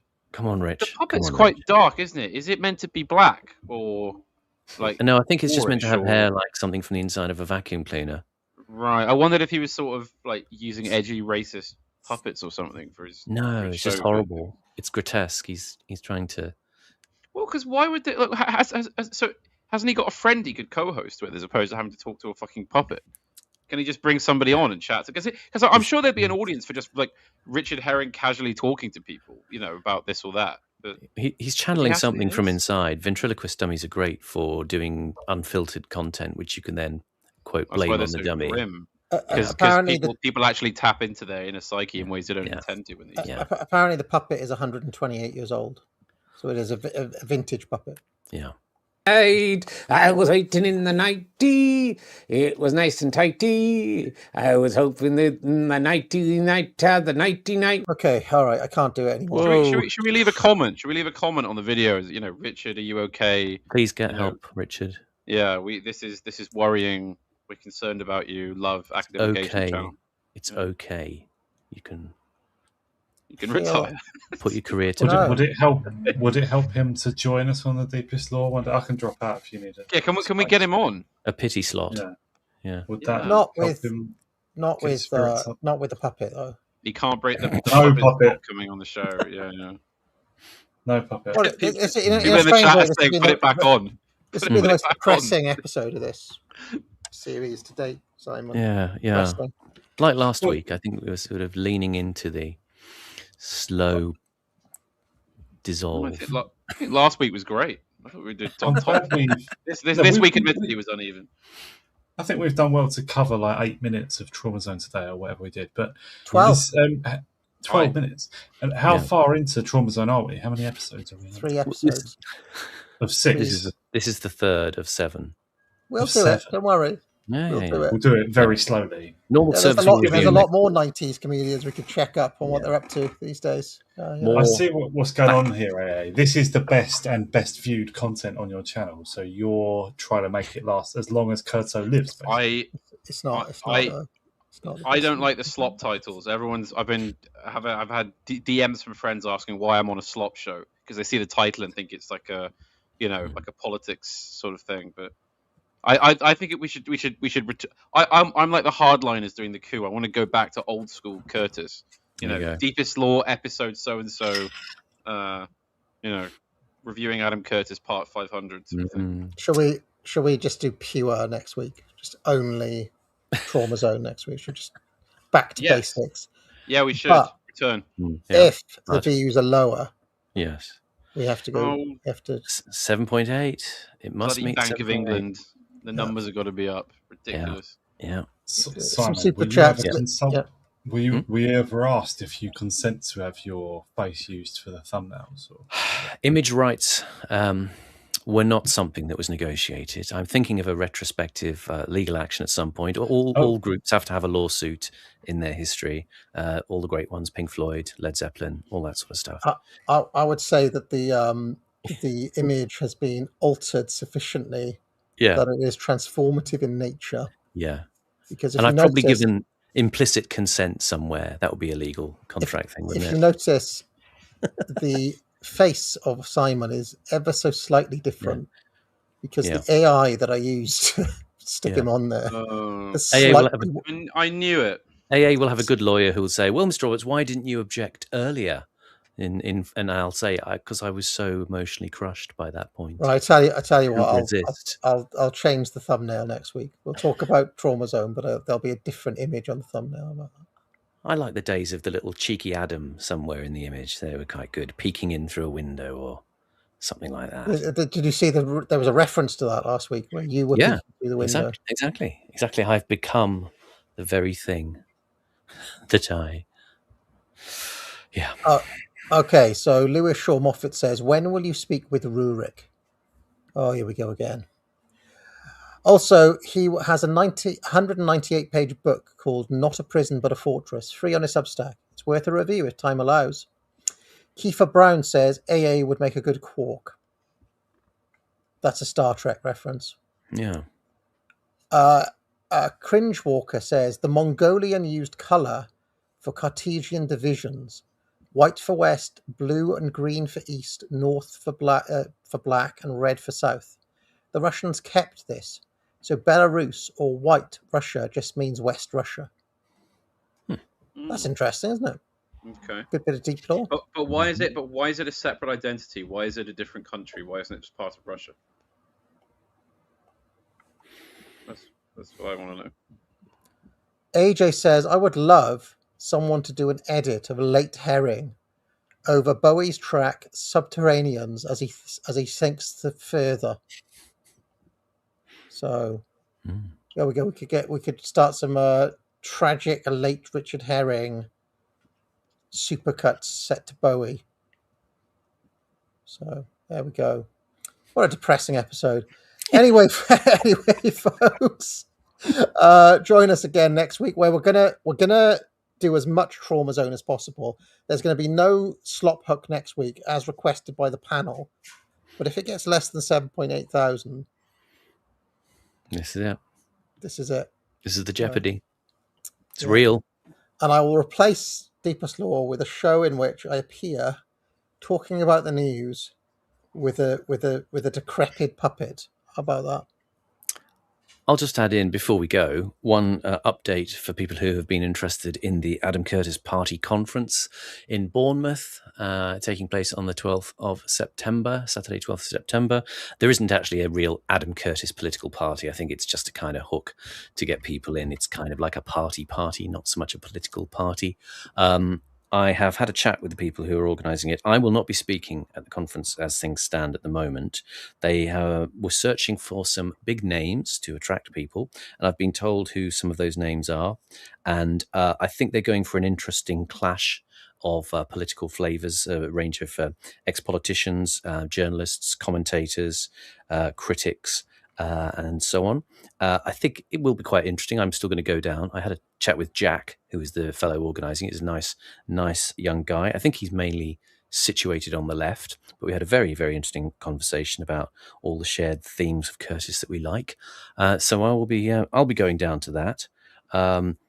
Whether or not AA wants to come along and have a look-see, it's up to him. But I will certainly be there, and if people want to come and meet me and have a drink and have a chat, I'll be taking a recorder down there and sort of interviewing people if I can, see what they think about it. I think the talks are going to be mostly based around various speakers' own political ideas and suggestions for a vision for the future, a kind of new collectivity of some kind that Curtis is always calling out for.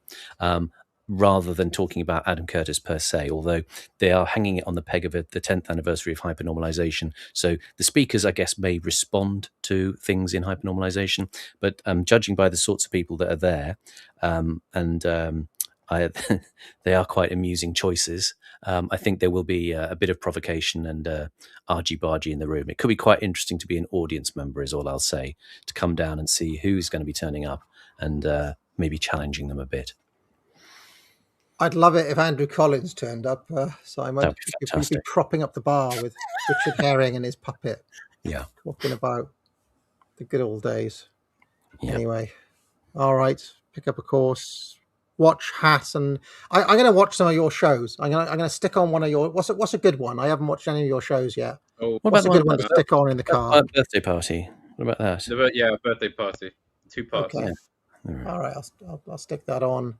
Subscribe Actually, to. Hey, could I cravenly ask for a plug? Could you plug the channel on Twitter or something? Because we're very close to 4,000. I'm not on Twitter. No, he's gone. Sorry, I've forgotten. Sorry. Yeah. Could you do a YouTube post about it? Panama Hat and I can be found on Panama Hat's channel on YouTube, and there's a Ko-Fi, ko-fi.com/Panama Hat. If you would like to give us funds, we've been covering Harold Pinter, Jonathan Meades. We've been trying to cover old BBC archive stuff, but they keep striking us. We want to do more and more and find ways to avoid the banhammer. We've also done a show with Mr. D on Twitter.